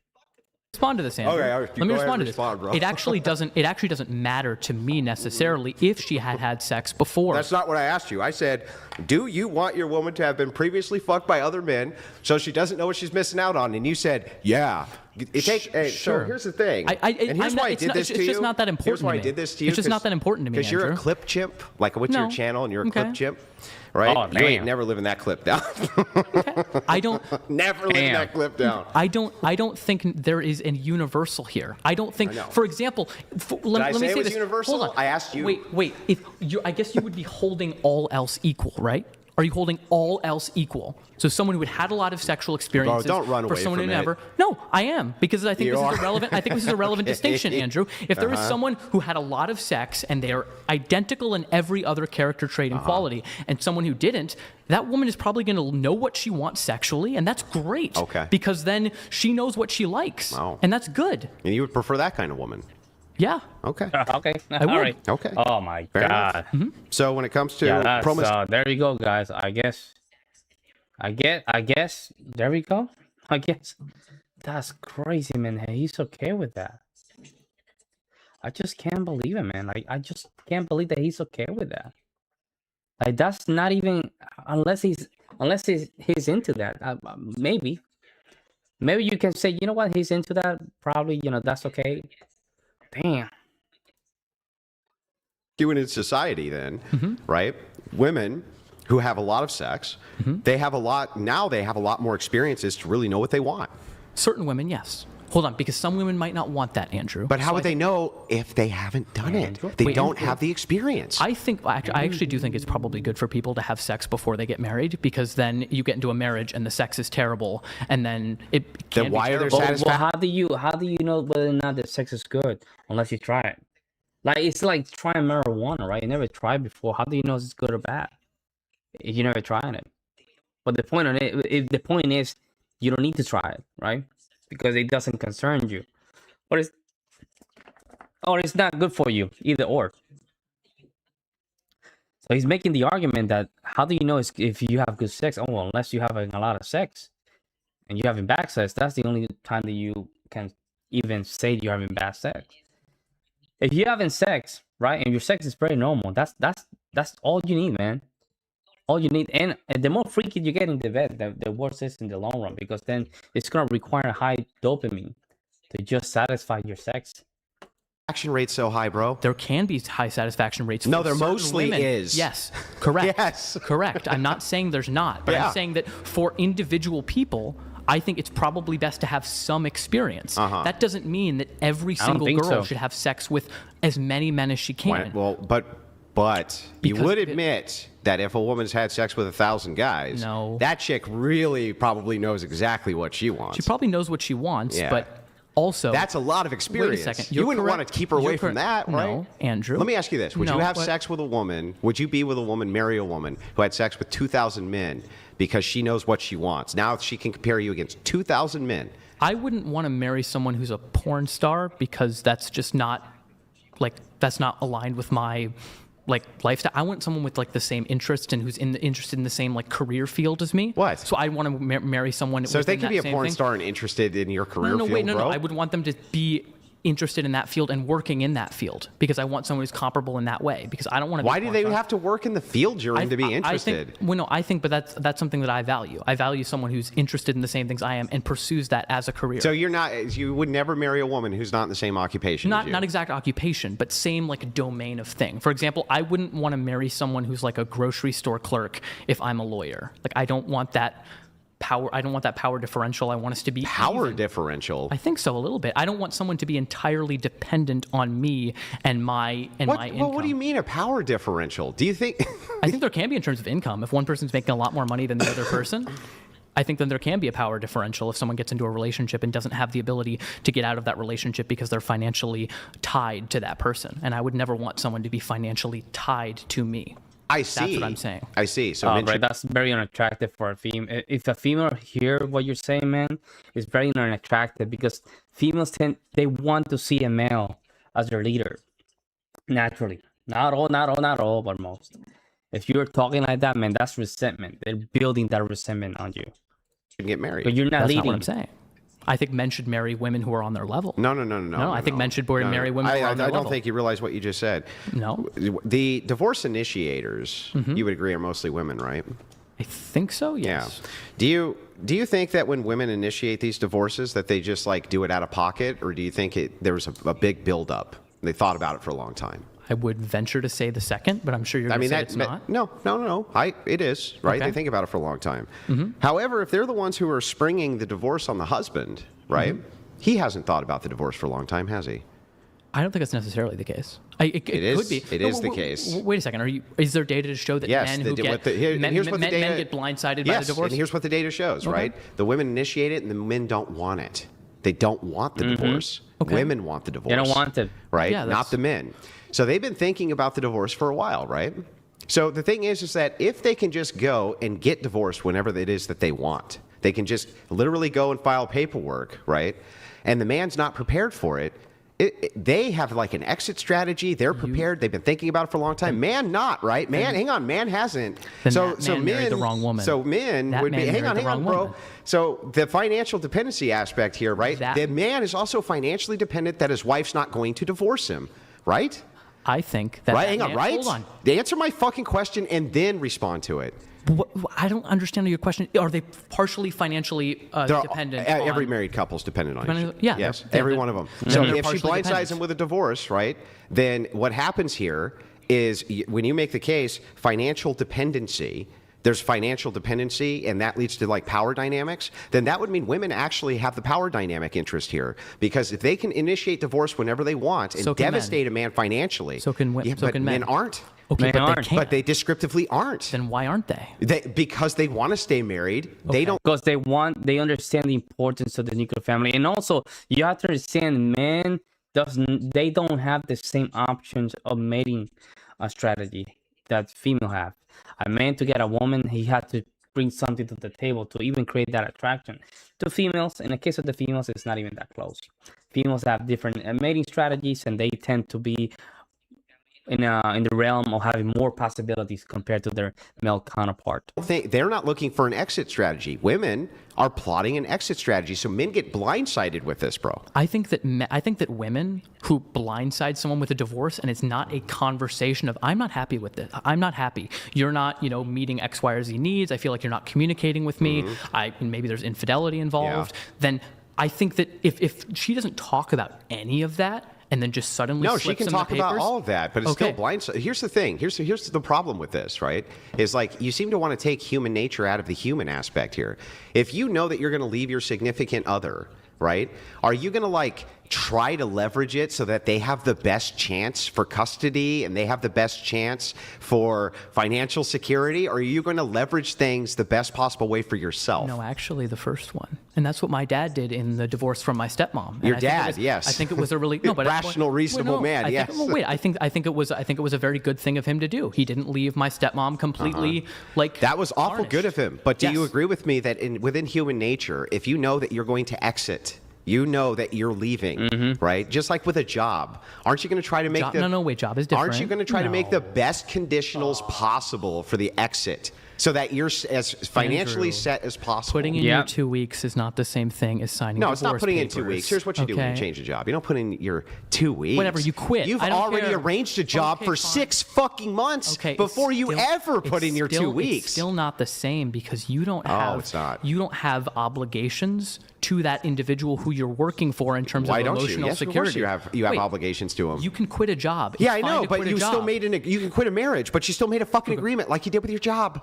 Sure, and I think people in marriages have a responsibility to care for the other person. They have a duty. In a way, they have a duty. Yeah, absolutely. Okay. I think everyone has a duty. I just don't think the duties are gender specific. Oh, they're not. No, I don't think they are. They're not. Okay. No. So let's. I guess we can dive into that next.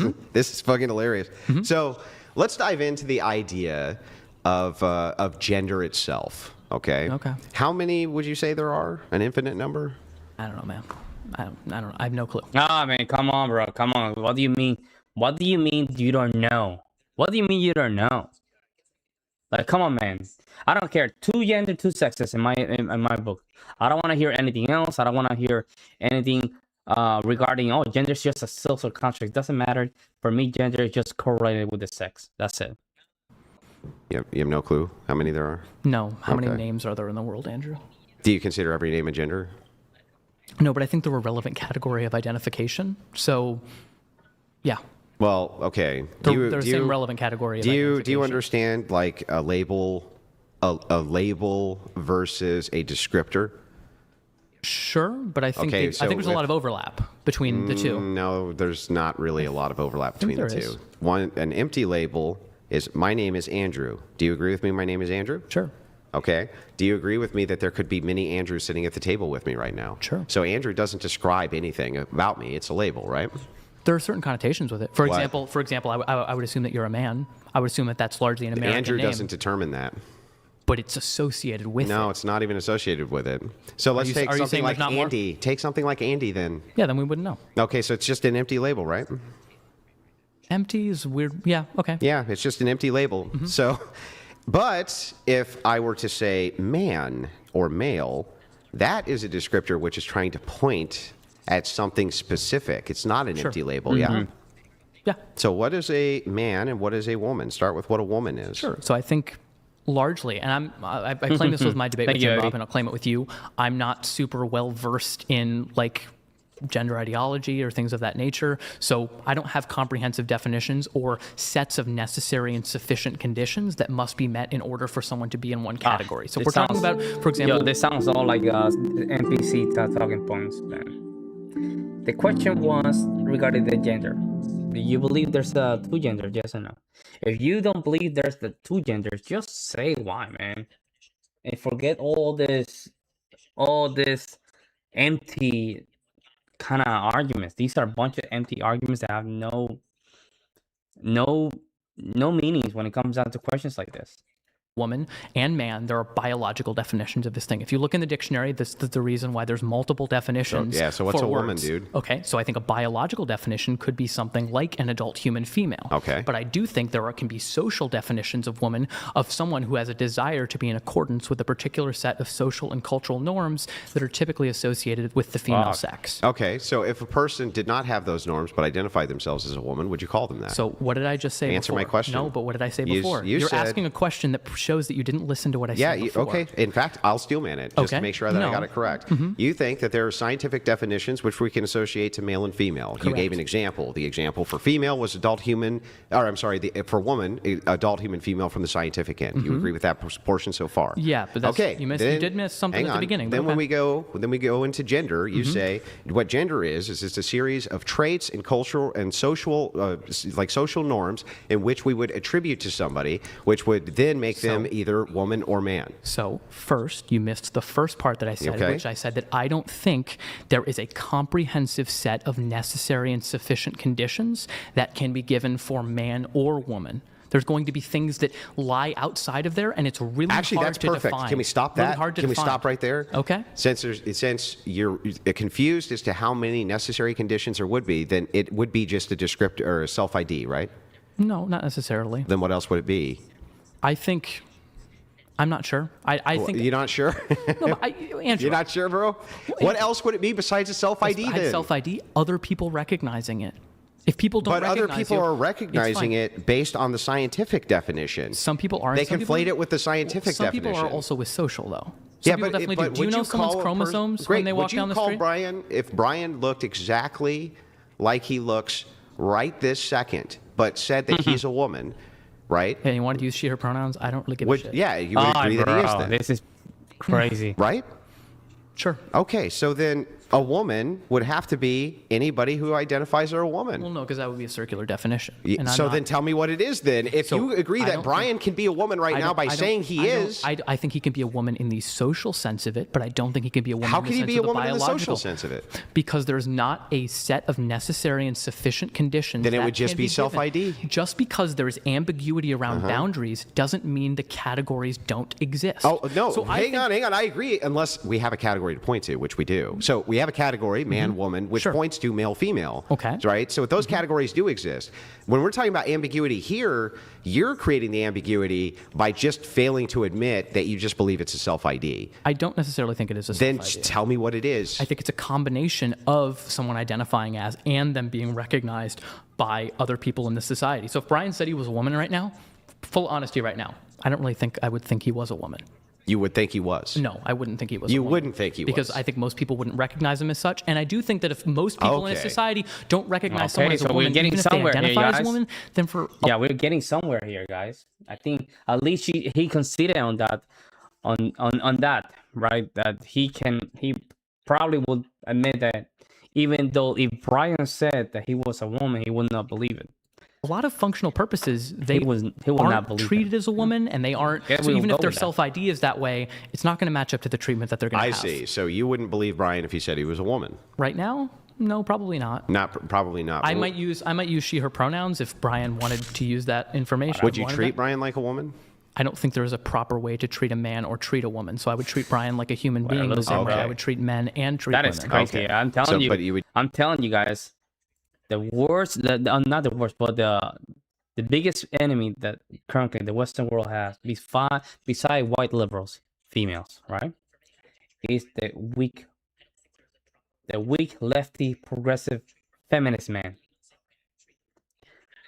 They are the only one defending this stuff, guys. Without them, feminists just collapses. Currently, these are the one defending feminism, right? But again,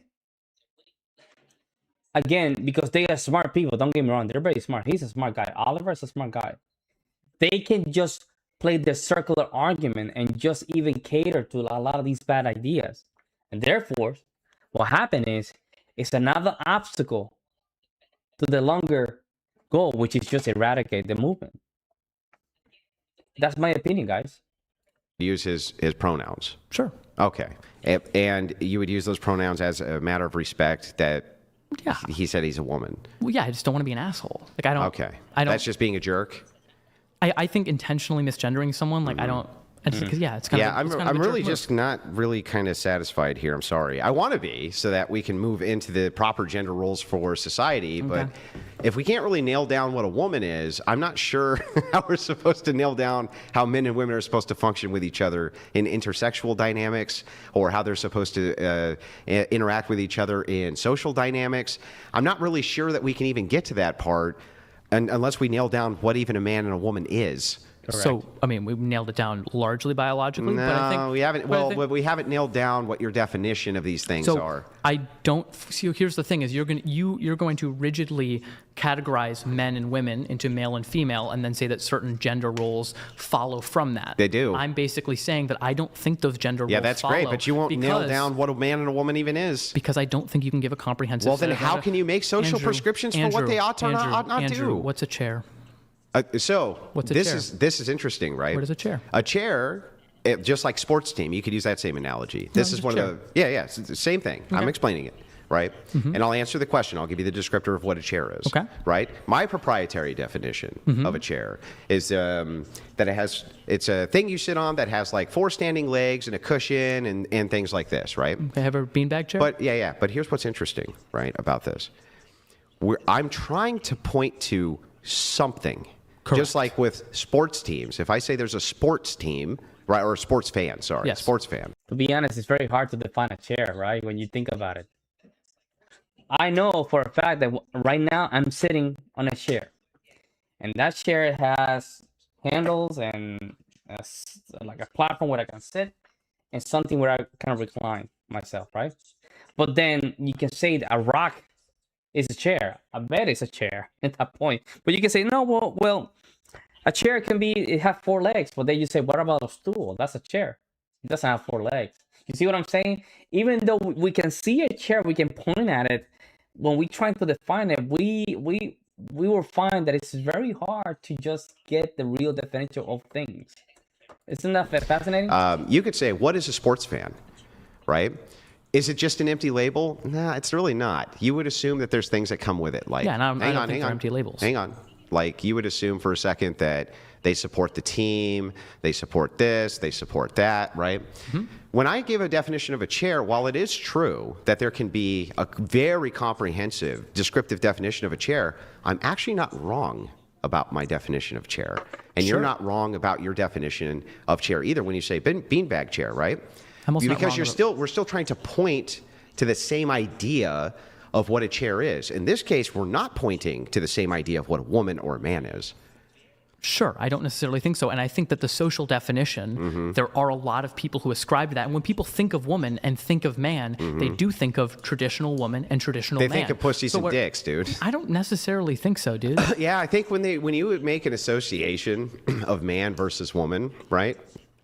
Well, if somebody's asked a person, what is the thing that you would think of if a person was naked that would identify them immediately as a man or a woman? Right. What do you think they would say? Naked is different. Because what do you think they would say? Sure, Andrew. What would they say? If their genitals are out, they're going to point out their genitals, Andrew. Yeah, because why do you think they're going to point out their genitals? Are most people's genitals out a long time? Bro, what does that have to do with anything? Because if someone were to ask me, what do I associate with womanhood, I would say a lot of things that are associated with femininity. Longer hair, wearing certain type of clothing, things of that nature.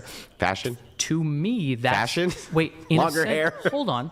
In a sense, I'm not saying that that's a comprehensive definition of woman. Well, it doesn't even point to it the same thing. I'm saying for me, those are things that I value and find attractive in women. Okay. When I'm saying woman or man, I'm giving a descriptor which is trying to point to something. Yes. Right? Point to it.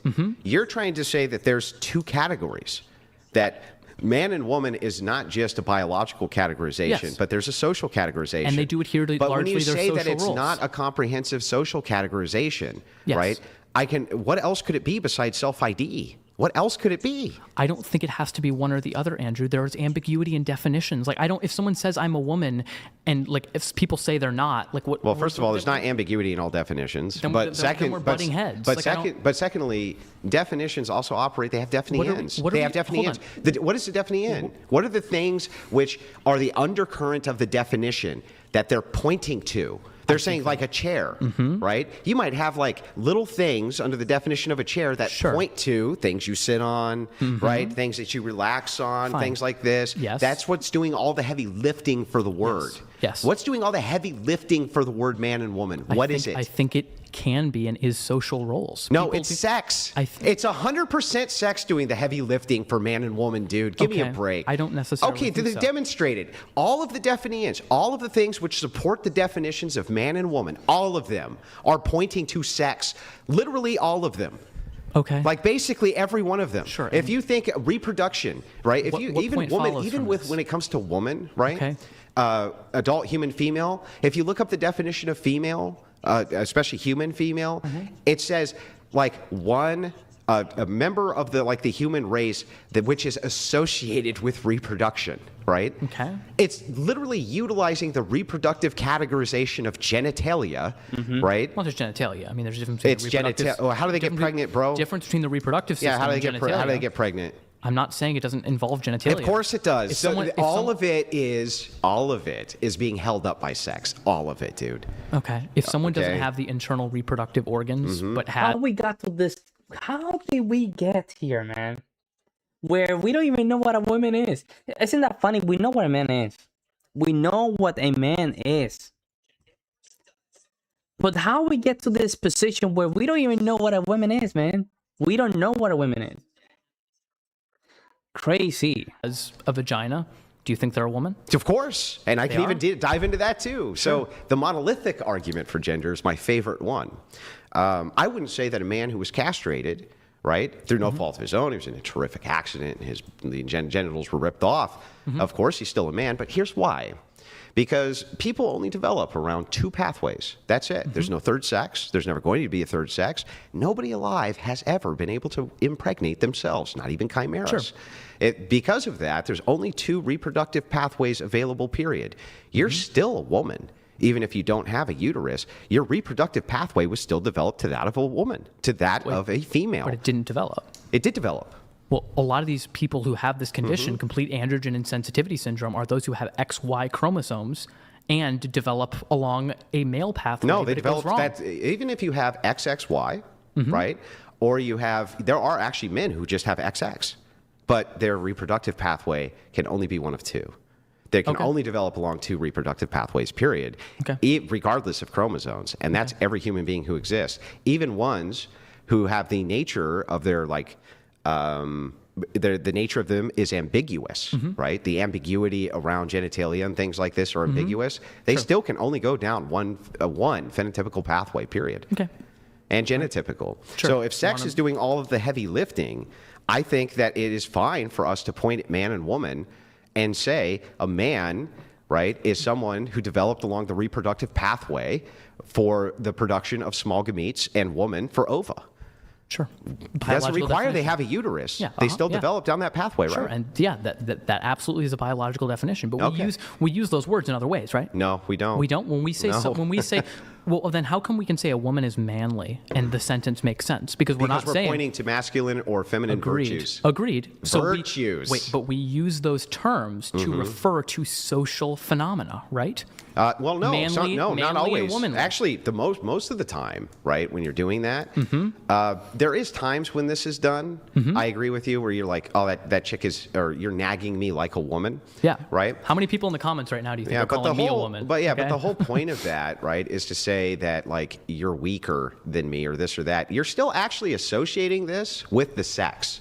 You're still associating it with the fact that that's the weaker sex, or that's the more dominant sex. Basically, all of those social interactions still revolve around that same idea. Sure, I haven't denied that. Yeah, I mean, so they're always pointing, in other words, all extremes for gender are always actually only pointing to two things, male, female. That's it. So if that's the case, when we're talking about social roles in society, men and women, male, female, are completely different I mean, totally different across the board. We're humans, true, right? But everything from our developmental pathway for reproduction, right, to our physical characteristics are completely different. Why in the world would you prescribe a society which didn't bank on the ideas of that and understand that if we are to push the very things which combine our physiology with the social status of people creates a better society? For instance, would you prescribe, like if we're talking about the military, would you prescribe that we had more women in the military than men? More women than men in the military? Largely probably not, because they don't meet the same standards. And of course not. I'm not denying that. Yeah, of course. So then a failing of courage of men, considering that they have to take on that role, that dominant, hang on, that dominant, but they have to, right? No. They always have to. No man is obligated to join the military. Therefore, it's not. Yeah, they are. They can be drafted. Okay, I think I don't agree with the draft. It doesn't matter if you agree with it or not.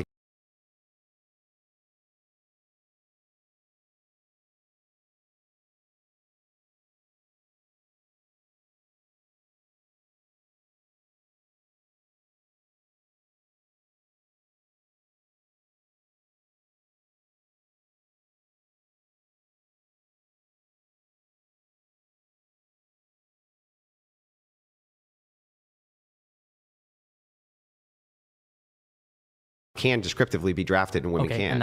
And that's unjust. That's unjust. Yes. Okay, so there shouldn't be a draft. So what about police officers, police force? You can be deputized. Yeah, I think that's no. You that's unjust too. Yep. You can be compelled into a posse. That's unjust. Define. Sorry. Compelled into a posse, just like you can be compelled into jury duty, right? Sure, jury duty. I think it's a little bit different because you're not putting yourself in as much harm's way. I don't think that anyone should be conscripted into being a police officer or being that. Because of course there are there's always dangers. There's always dangers associated with all of this, including jury duty, right? And there's going to be a threshold, right? Okay. Which is what? We don't know exact. Of course, I don't have to point. Wait, I don't have to point to an exact point to say that there is a difference between sitting on a jury duty and having a gun on you and potentially people shooting at you. You do if you say that the consistency of the ideology is that you don't believe in this thing because it can put you in harm's way. But this thing also puts you in harm's way. Significant harm. What do you? Okay. So fine. Okay. Yeah. Of course. I'm not arguing there's not a threshold, Andrew. But not just that. I'm not arguing there's not a threshold. Let's start with the Titanic. So should the men have given up the lifeboats to the women? Men giving up the lifeboats to the women? And the children? If they were largely stronger, then yes. However, wait a second. If there was a disabled man, if there was a man who for some reason was weaker, then I think then he should have gone with those people. So it's a strong versus weak, not necessarily along sexed lines. There is a lot of overlap there, but it's not necessary. Whoa. Okay. So to make sure I got this right, though, you agree with me that the average man is many times stronger than the average woman. Well, largely in terms of like upper body strength or something like that, yes. No, lower body too. Lower body, yes, because it would depend what you mean by strength, because, for example, like endurance and things of that nature, women in certain cases are stronger in those categories. What did I say? Average is certain cases now? Well, I think that women in general are better at endurance running. No, I would have to look more into it. I think in certain... No. Okay. On average, they're not. They're not better at anything physical than men. Nothing. Literally nothing. When Having you say children? What's really funny about this too is like when you say, well, what about lower body?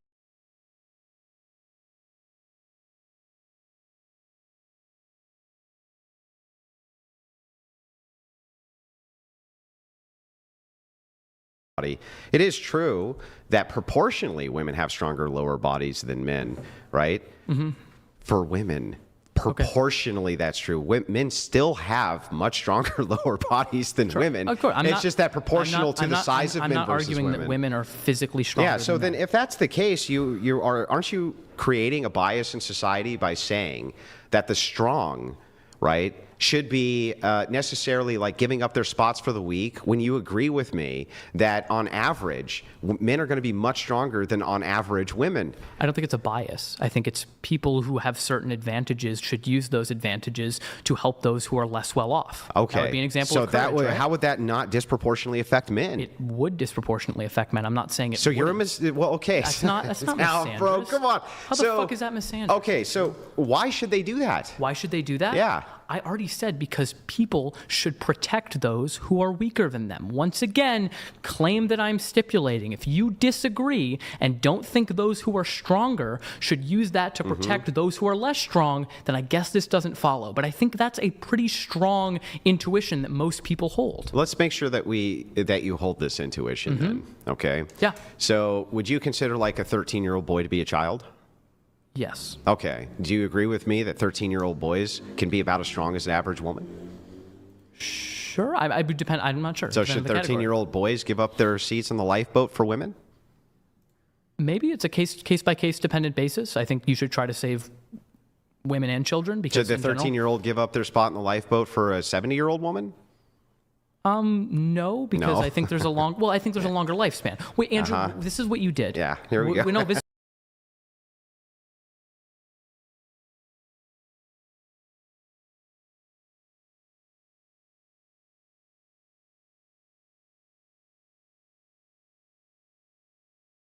I'm going to explain what you did. You took one categorization that I made and general prescription. Yeah, I'm sorry, it's not consistent, bro. Those who are stronger should generally protect those who are weaker. That's what I said. And you're saying, so in every single case where there's someone who's stronger, they should protect someone who's weaker overriding consideration? You didn't say generally. Did I not say generally? No, you actually sure? just said that stronger people should protect weaker people. Okay, then I meant that in the general sense. I'm sorry for not specifying. So generally speaking then, men are going to be disadvantaged in society under your view. I don't think they're going to be disadvantaged because they have the advantage of more strength. So them using that strength to protect others. Yeah, but you're prescribing a duty. You haven't actually told me why it is. So for instance, do you agree that men and women's lives are equally valuable? Equally valuable? Yeah. Okay, then why the fuck would you say that they should give up their spots in the lifeboat because they're stronger? Equally valuable, because I think if we're talking about a boat sinking, I think most men would probably be better able to swim longer, be able to survive in the icy fucking waters of the fucking... Are you serious? The icy waters of the Atlantic Ocean, they're going to have a better fighting chance against the sharks? Like, what are you what? Wait, hold on. Andrew, come on, bro, dude, this is fucking crazy. No, there were Andrew. Are you not agreeing with me? Who do you think would survive longer in the icy water? I think you're talking about seconds or minutes, perhaps. Okay, and if there were rescue boats going by? There's not rescue boats. There wasn't rescue boats going by, well, I'm bro. glad we're not in that situation anymore. Yeah, but I am asking you about that situation. You said they should give up their spots on the Titanic. The women get the lifeboats because the men are stronger, even though their lives are both equally valuable. Why? I think that some men should do that. Absolutely. Why? Why?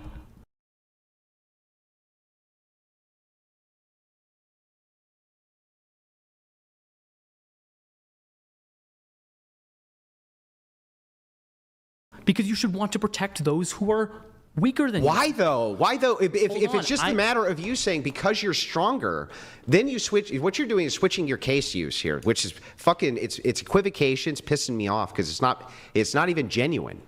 You're making the equivocal case that wait a second. Right? Men generally are stronger than women, so therefore should protect them because generally stronger people should protect weaker people. Yes. Okay, that follows in that aspect. You're a bit stronger, right? Yes. You have some sort of like duty or obligation to protect those weaker than you. But when you're in a situation like the fucking Titanic, right, where your strength differential doesn't fucking matter at all, right? You still prescribe that the women get the lifeboats, bro. And I need you to tell me why. Why should they get the lifeboats? I think I am then expressing an intuition based on that case that is based on the fact that men are generally stronger than women. So maybe in How this is case, that helpful? Hold on. Maybe in this case, then they shouldn't because this case doesn't involve strength or anything like that. So in this case, then maybe not. In the Titanic, in that case, then yeah, maybe not. Okay, so you're retracting that? I'll Okay, so you're going to retract that. For women. I'll retract the claim for they should give it up for women. Maybe not children though, because children would have a longer lifespan ahead of them. And my bad. Thank you so much. I would agree are roughly equal, but damn, bro, I was talking, and this was muted. Damn, bro. Lives, many people so much, consider them more valuable because they have a longer life to live. Okay, so then men don't have an obligation to sacrifice their lives for women. No. Okay. I don't think necessarily. Got it. They don't have... I don't think. Yo, the comment section after this live goes to my channel, they're gonna roast me. I don't think each individual They're gonna man, I roast think me. society has an obligation to protect those who are weaker, but I think that no individual person should be compelled to risk or like. Well, I didn't say their compelled. life. I asked about duty. That wouldn't be Men. like a foreign compellence. No, I don't think men have that duty. No. They don't have that duty. Men in general, no. Those who are stronger, not to die for other people necessarily. So you don't think that there's a social obligation inside of society which shames men if they don't protect women who are physically weaker than them? I think there is, but the thing is also I think a man is much less likely to die than a woman in those situations. Yeah, so what? So then it's much But less he's likely. much more likely to be shamed for not interjecting himself in the situation, which would mean that he actually would be more likely to die. Yeah, thank you than so a woman. much for letting me know. Stronger. Yeah, but that actually would increase his risk of Thank you death so much for over tuning in, women. man. All right, Andrew. And the average man would increase the risk of death if they're interjecting more than women. Yeah. Okay. Sure. What's your point? Is that correct? Yes. What's your Okay, point? so then you're assisting with a bias against men. No. With the social shame of men. Do you think that men, because they're the stronger sex, should interject on the behalf of people who are weaker than them? If they are stronger. If they're strong, and on Yes. average they're going to be. Yes. Then what you're doing is interjecting them into significant amounts of danger over the weaker sex. It's not on the basis that they're men. It's on the basis that they're stronger. Yes, So but it the would bias apply- selection's still so gonna it apply would- to men. Fine. So it would apply. So are you endorsing disparate impact? Oh, sign language. Of course, you have to use sign language. Of course. Everybody knows what Andrew's talking about here. Of course, it's gonna be men the ones sacrificing. They're gonna be sacrificing themselves to just protect women. So that sacrifice is gonna, of course, go all the way to possibly death. You know what I'm saying? Like, you have to admit that point. I'm just really What is confused here. disparate impact theory? The idea that if something overwhelmingly affects a group, then therefore it ought to be considered, like, I guess, prejudice or harm against that group. So, for example, if a policy was passed, Yeah, we are way past that. You know, the chivalry is done. Chivalry is done, bro. At this point, they already lost that case. I don't think men at this point are gonna be gentlemen with them, unless there's an incentive to do so. it overwhelmingly disproportionately affected a racial minority or any minority, regardless of the intent No, of the I bill. wouldn't endorse that, but what I will say is that... Well, this is the type of No, disparate it's impact. not. Here's why. Here's the distinction, right? Do you agree with me that people can hide their true intentions towards a thing, right, by kind of equivocating based on their intention? So, for instance, if I said, "Look, okay, this isn't a bias against midgets, but I just think that people who are 3 feet and below shouldn't work in Hollywood," right? Okay. I'm not biased against midgets, though. Right, I'm universally applying that standard to all people, but who does it disproportionately affect the Yeah, it most? does affect Midgets. them. But the Now, question- hang on. If What's the- I what's now the hang purpose? on, now hang on. Now, if I held a bias, a secret bias against midgets, I really fucking hated them. Right? Would that be a really good way for me to enact my will, my hatred towards those midgets, by making that universal claim that all people 3 feet and under shouldn't work in Hollywood? Sure, but Andrew, But what what? would the benefit be of banning those people from I would working just in say Hollywood? things like they can't get hurt as easy. Can't get hurt. Yeah, as people who easily? are 5 feet and are above, they don't get hurt as easy as people who are 3 feet and below. Then I think especially when you're on Hollywood If sets you were- and things like that. If you were making then standards that were, I mean, we have this. Do you think it's prejudicial? It would universally apply to all people. Okay, then do you think it's prejudicial that we hate children because No, we no, have what I'm height, saying- because we have height Yeah, yeah. limitations on rides at roller coasters? So hang on. Is that prejudice I'm not against making them? the claim that you can't make even universalized prescriptions based on safety. I'm asking a specific and narrow question, which is that if I hated midgets, would it not then follow that if I was making prescriptions, right, that seemingly on their face were a bit absurd, seemingly a bit on their face absurd, right, but did universalize them by saying it's for all people, but the enaction of that really was going to disproportionately affect midgets, that it might stand to reason that I had some bias against midgets? Do you think hang on, I'm you just think- saying if you this think I is hate men- conditional. Let me look at the camera too. It's just as conditional. But don't you think that if I passed legislation which was disproportionately affect only one group, right? But I was doing it as a universal claim for all, right? That people might think my motivations were to try to like disproportionately affect that group. Don't you think that follows? It could be, but it's not necessarily. I don't think we think men should... Isn't it interesting, though, that you endorse feminism while at the same time having a bias against men because they're stronger? I don't have a bias against men. Sure sounds like you do. I don't. I think that those... I already said this. I think those who are stronger, regardless of sex, should protect... You're saying, yeah, I treat my wife and daughters a lot different than how I treat other females. Other females get guy treatment. Yeah, that's... and you know what?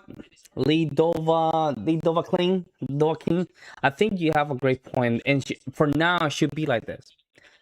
Again, the privilege of protection is already gone, because when feminism entered the society norms, all those privileges slowly but surely will go away, and that's what's happening right now.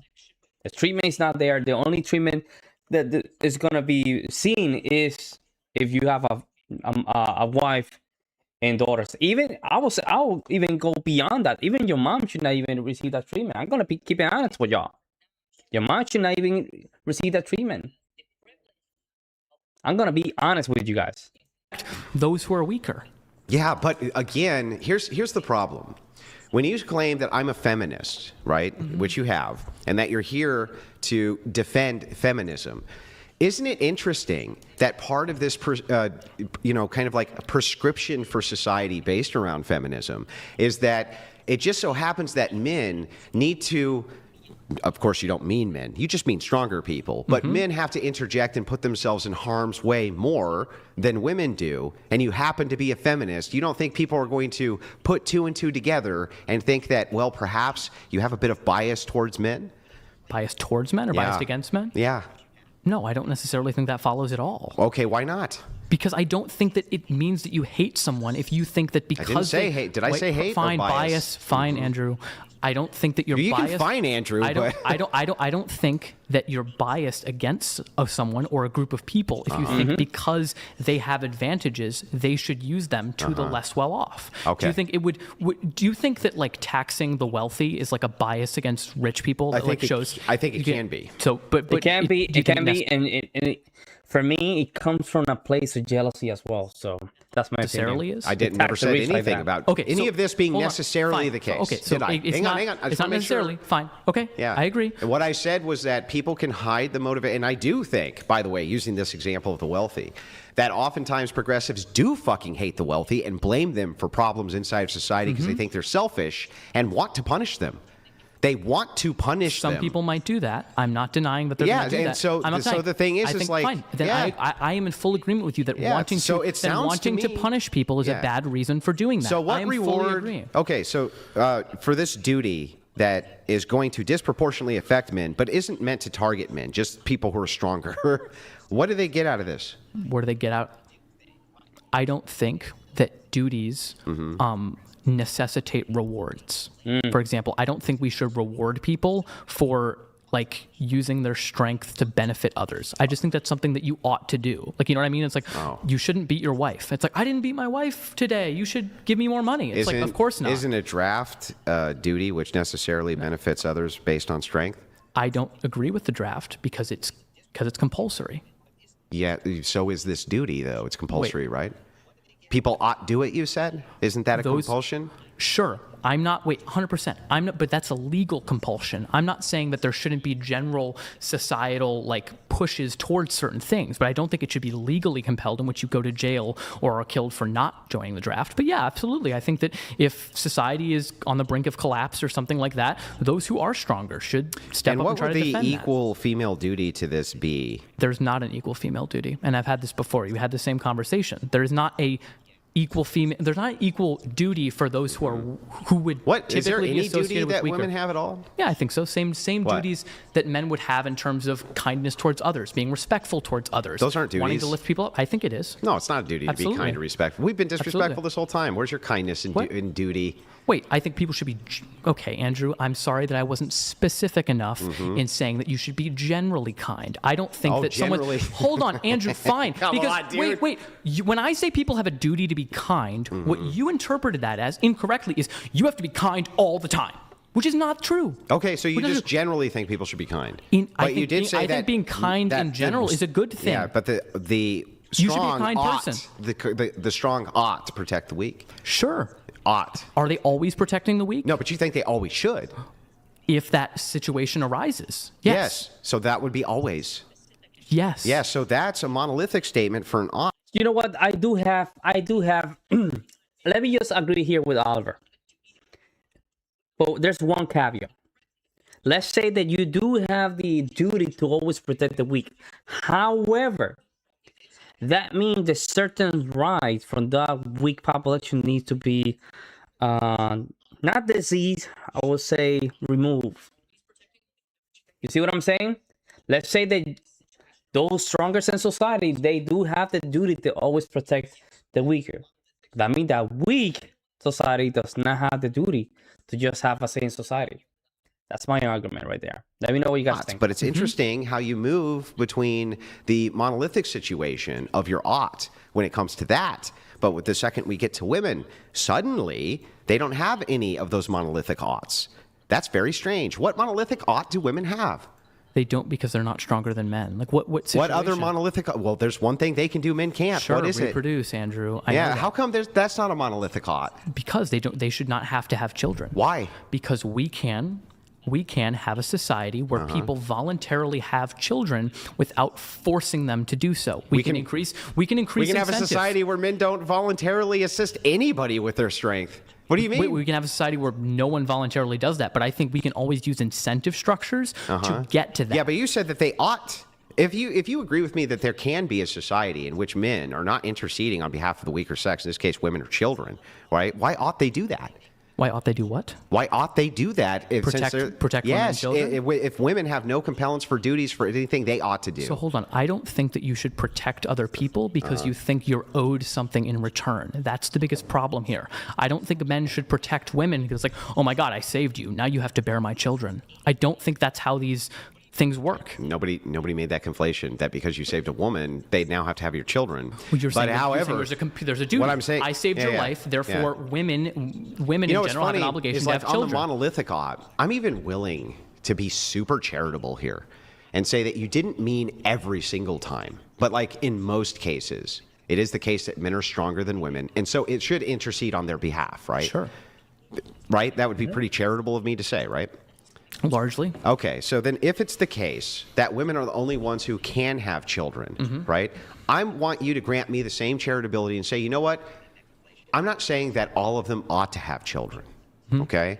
But we should make a prescription that they should be moving towards the idea of having children, that's really good for society prescriptively, and that generally speaking, they have a duty to do it. I think it's a good thing when people have children, including So generally women. speaking, women have a duty to have children. I think that society has an obligation to keep its population growing. So generally speaking, do women and have a duty to have children? Yeah, men and women. alike. Okay, great. So then women, generally at least, have a duty to have kids. I think that individual women are not subject to this because, Andrew, we can have Oh my God, you keep changing your position. I'm I'm going to not have a changing. smoke while Brian lets All chat. right. Dude. Fucking, it's like a tube of toothpaste. Yeah, like the problem is that if you're saying that men have the duty to protect, right, and just help those that are weaker, and then we move to the female side of the equation, and you are not agreeing that at least they need to have some kind of duty, it become a very circular argument, and then we don't get anywhere. All right, we're going to read a couple chats, guys, just during the break. Guys, if you're enjoying the stream, kindly like the video. Yeah, I like the video. Don't be. Let's see. Move forward here. Yeah. You say, how do we uncuck men in America enough for these weak ass men? Well, that's the problem. Is it's gonna require multiple generations. It's gonna require religion, man. I mean, it's sad. It's not sad to say this, but this is one of those things that the solution was always there. The solution was always there. It was religion. Because the religion, what it does is just give a guidance to the man, give them a moral framework to just work throughout the world. And it's gonna be religion. The more religious aspect you put into their life, the better outcomes as men. Because religion is gonna give them, first of all, an authority, but most importantly, a framework to start. are moving towards to. And most importantly, an energy of courage. It's not the same going to a mountain without no kind of a spiritual energy than going to a mountain and having some kind of spiritual energy. It's not the same going to the mountain and say, man, I'm just going to do this by force, than going to the mountain and saying, you know what, I'm going to go to the mountain, but I know God is with me. At least that gives you some kind of leverage to go and just move towards something. Hopefully that makes sense. Can we get more water for Oliver? Watermelon lemonade? No, I'm all good. Just Mango water. lemonade? No lemonade. You got regular What's the lemonade? matter? Is his super chats not flowing? Where's our super chats? Yeah, what the fuck? What the fuck? Where's our super chats? Ridiculous. Absurd. Bring you all this bloodshed. Oh, there and we go. there's We no got some super coming chats? through. We got some. Jeez. They're Okay, waiting for the let's break. go. They're waiting for the break. Get them in. We'll let a couple come through, then we'll continue on with the show. Yeah. I have chocolate. I'm not. That's not a troll. I have chocolate milk. Maybe later. That sounds good though. Applesauce. I do like chocolate milk. I'm good for I now. should offer both. I'm good for now. I No appreciate it, applesauce. though. Okay. Chocolate milk. Maybe later. Strawberry. Okay. All right. He's trolling, bro. He's trolling. No way he's saying Let's that. see. This chat coming through from Jason. Hey, thank you, man. Jason Castle donated Let's hear it. $100. Olivier, so according to your logic you would have to agree, since women are stronger than children, women should not have abortions, correct? Thank you, Mr. Okay, that's a good line. Enigmatic for the question. It's a good you can bring the line beer of in the logic. I can respond to that quick. I mean, we can get into the abortion topic because I think it would be interesting. But He doesn't believe no, they're people. No, I'm at earlier stages, no. But we can get into that Yeah, conversation. you can come this way. Go ahead. I think just generally, when we're talking about the abortion discussion, I don't think that follows because I don't think that they're children, and I also don't think that, at least legally, they should be compelled in that way if we were to grant fetal personhood, though maybe there's a moral argument to be made in the event of granting fetal personhood, but I don't think that would be legally compelled. Okay. That is and we sad, have, bro. Let me just read that. They're never sure about. Okay, That's here it very is. sad. Plow Emal donated $100. Thank you, man. They're never sure about any definition or anything really until No. it comes to calling you insecure about you not wanting your wife thinking about other men while having sex with Fuck you. pure coke, Pure dude. leftoid coke. But remember when I asked him, wouldn't you prefer to have a woman who's had sex with other men before? Yes. It's like, yes. I wouldn't want to date a virgin. That's true. I I wouldn't. know. You want to have a Bro, that's the most caucus. That's the most caucus. I don't even know that's a word. The most caucus comment ever coming out of a man. I don't want a virgin. No, I don't want. I want a woman to have 200 body counts. Man, this is a problem. This is where religion comes in, man. Because religion at least is gonna put that idea that you need a virgin. At least it's gonna put that idea. It doesn't follow Lord. from that it means ran through, Andrew. You don't. What need is to make ran that false through? dichotomy. What is ran through? Fine, yeah. Then 1,000 people sleeping with 1,000 people? No, 20, probably not. 20? I don't have an exact number in my head, Andrew. It's Well, not, then it's what do not you mean? Why are you it's saying not ran through? You know, he's Hold trying to on. defend his mom. In my opinion, right now he's trying to defend his mom. Because That's I'm what not I saying can- that it That's my follows that opinion. I don't want any woman who's had sex with like an infinite number of men. Okay, it's a balancing act of so many different traits. Oh, so I but you don't want think her it's- to be able to have at least as much experience as possible so that she can make the determination you're the bestest, right? No, not necessarily the bestest. Of course not. Don't you want your woman to think you're the best? Wait, if I wanted her to think I was the best, I would just do what you do, which I is only know. marry Don't you virgins, want- which is only marry virgins. Wait, I don't want don't my, you I want don't your want my woman to think By the I'm way, I didn't say that's falsely- what I do. I'm not saying you. I'm saying Yeah. the position that Yeah, you're yeah. So tell me, that you're advocating. would you Andrew. prefer that your woman thinks you're the best? Because I am the best, not because she thinks I'm the best. Because So then she's she would falsely- need a pretty large comparative sample to make sure that she knew that you were the best, right? I don't necessarily think that is the only criterion here. Uh-huh. I don't. If I dated a woman and she had better sex with another man, and for other reasons, like for example, in relationships, Would you the want her sex- to tell you about it? The sex can be great. Yeah, I would think- you want her to tell you about like, mean- John ate my pussy so much better I than mean, you? not during the act or something like Yeah, that. but in after. that way, or in that way, Yeah. I think that would. What be if she weird. was like, "Can you just do this like John used to?" Would you be No. okay with that? Andrew? There is a difference. Hey, would you between doing- answer my there's a- question? Would you be no, okay with that? Not in that language. Why? Not in that language. Why? Because then that But is she just being is mean. actually asking you Hold that on, because John hold on, did it. Hold though, on, right? because there are different ways of communicating a message. If she was like, because what that does is that's just saying you are inferior. What instead the question could be is, hey, in previous relationships, I really liked it when this guy So you did want her this. to lie to you? No, I don't want her to lie Why to is me. she asking you to do this thing, though? If she's asking you to do the thing, and in her brain, she's asking you because this other guy did it and she really likes it, right? Wait, no, she can tell me that it's another guy. So can you do this thing that John used to do? I really liked it. During the act or just in conversation? Yeah, in conversations. Sure. Yeah, that's fine. Yeah. Uh-huh. Okay, so you wouldn't mind hearing about that? No. It wouldn't bother you a bit? No. I mean, if she's constantly talking about the sex that she's had with other guys, then that would be a little bit strange. Now, let me ask you this. How do you think it would go over if you were with your girlfriend and you were like, look, the problem is that, like, Stacy used to really suck my dick good, and you just don't. And so what you need to do is get at least 2 more inches of yaw down your throat. Okay. Do you think that's incredibly crass and crude? So what you would do instead is lie, right? I would not lie. I would What have would you say? I would have conversation with her that in previous relationships. But in your head, you really want her to suck your dick like Stacy. I think you can, but I just don't think you have to say it in such like But you know obtuse language, how you Andrew. can do it without lying? Oh, you don't have sex with anyone ever. Isn't that true? And be a virgin. How is that not having sex with anyone ever? Wait, before you have sex with one person. So Okay, necessarily, if we're talking about Andrew, exactly. that's a really uncharitable. It was interpretation of what totally I was charitable. saying. You No. were obfuscating. No, I was not obfuscating. You were obfuscating. So the question is, right? Why would you not prefer, if it led to more happiness for your woman, she was actually objectively happier, right? And you were objectively happier. Why would you prefer to have a higher sample size to compare yourself against if it led to like these worser outcomes in relationships? What do you mean worser outcomes? What would the worser outcomes They're less be? happy. Less happy because they are making comparisons to other people where those comparisons don't need to be made. I think there's a balancing act between the truth and happiness. Do you think people like live? I mean, this is a really interesting way to put it. Do you think like living in like bliss where you don't know reality but are really happy is preferable to being less happy but being in tune with reality? No, I think actually this goes to my point, not yours, right? So I think that you don't need to do heroin.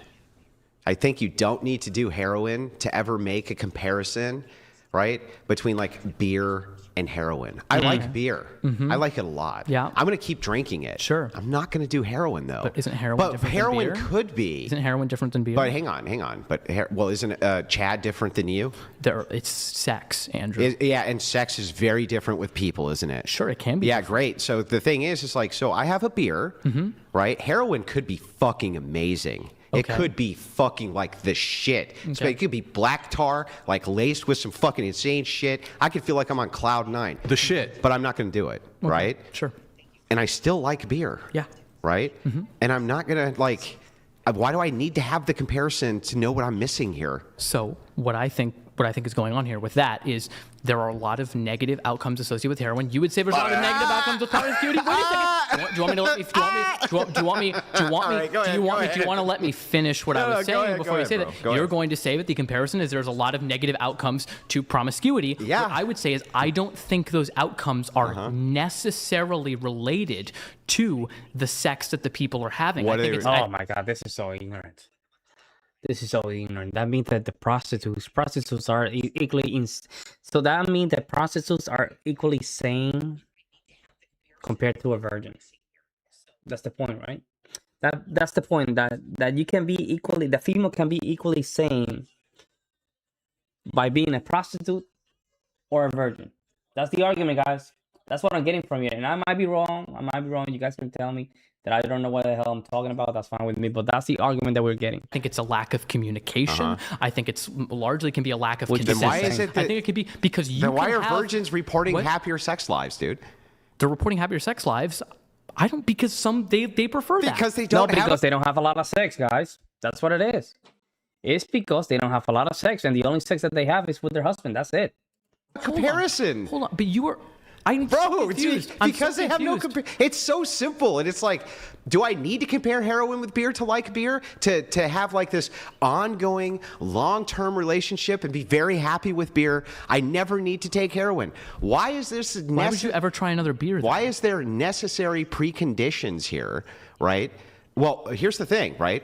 I would You're say, satisfied with that beer, right? Yeah, I would say that sex for a woman with like a 6'6" man, right, versus a sex with a woman with like, I don't know, a 4 foot fucking tall pygmy dude, right, is going to be so fucking different on scale. It's going to be more akin to like this and something like heroin than it would be between light beer and heavy beer, dude. I don't think, I mean, we're completely going out on a limb here. I don't think it at all necessarily entails that someone who's taller is going to be better at having sex. There's No. A lot It's the idea of attraction level, the idea of well, I mean, there's all sorts of massive factors which would go into this.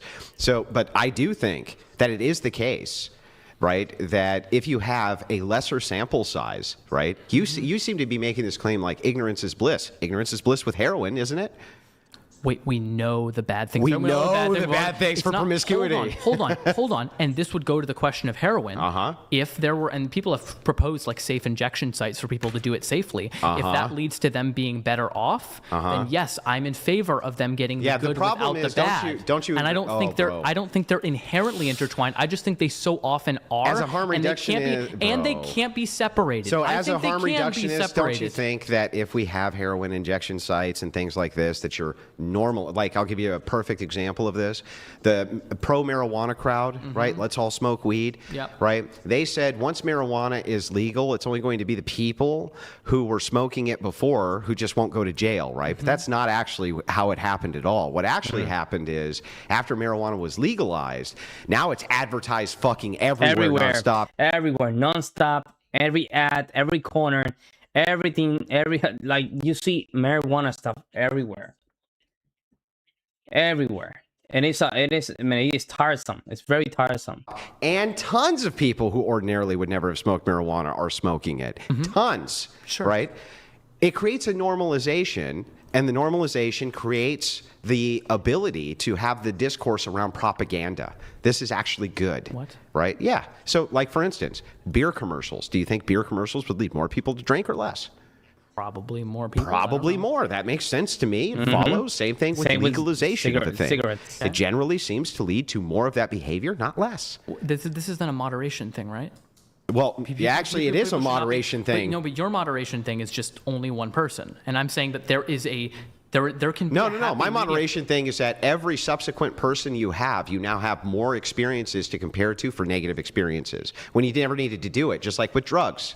Just like with drugs, shrooms are better than heroin, beer is better than me, right? Wow. It's all a negative connotation of bad behavior. I read a book, and then I read a better book, and that book made the first book seem less good, and I read another book, and it made both books seem less good. The problem is that following your logic, you're fucked on this one, because following your logic, if we're talking about books, right, what's the harm, generally speaking, of reading Lord of the Rings and then reading like The Sword of Truth and thinking The Sword of Truth is less good than The Lord of the Rings? You want to have those comparisons for knowledge. Those are actually good comparisons. Sure. Not so good.